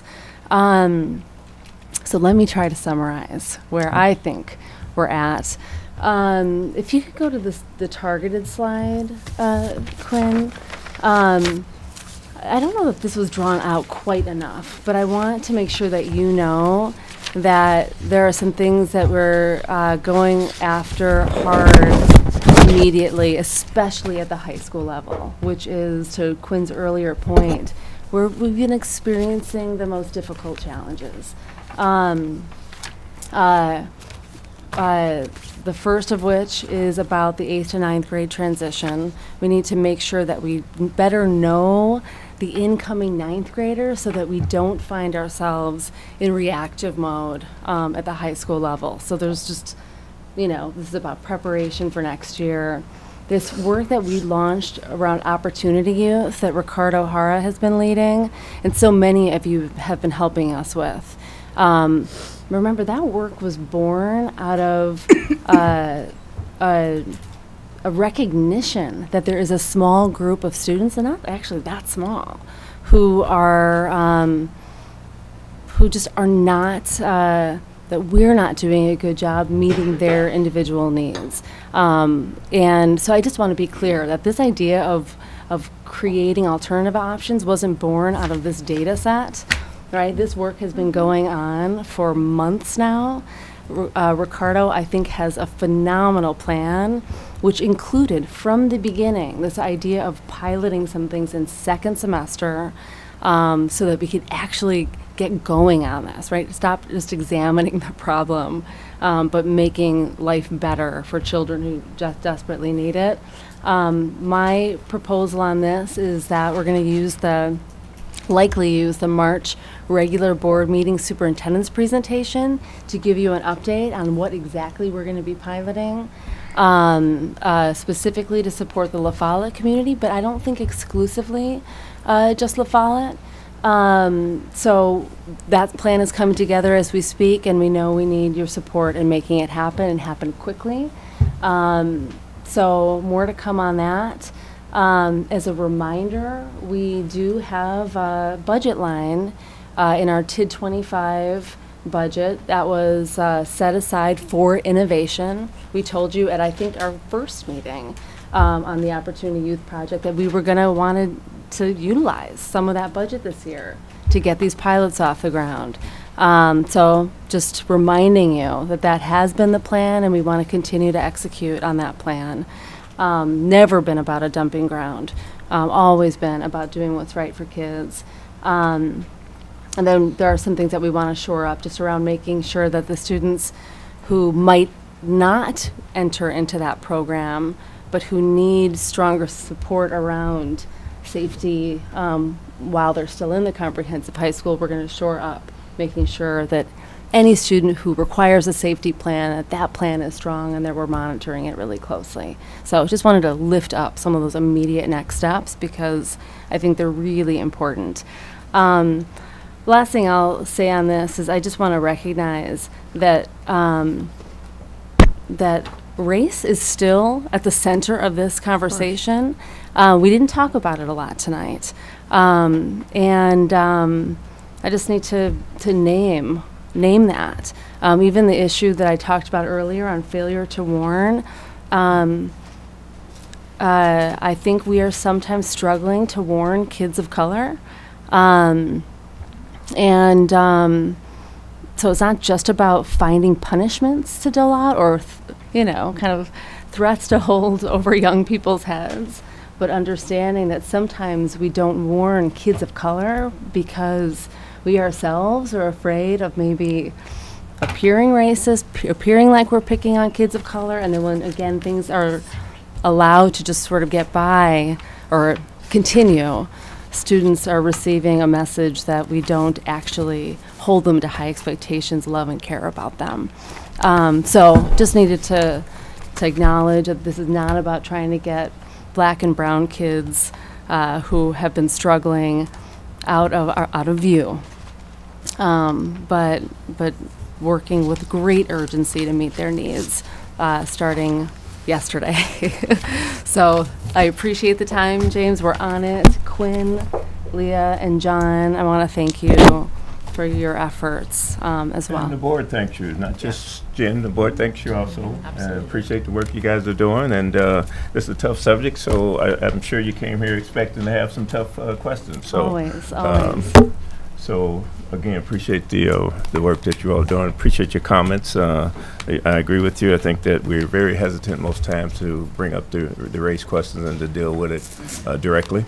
Yeah. And but we will be assume as we move forward. For sure. Sure. Okay. I'll entertain a motion to adjourn. So moved. All in favor? All right. We're adjourned.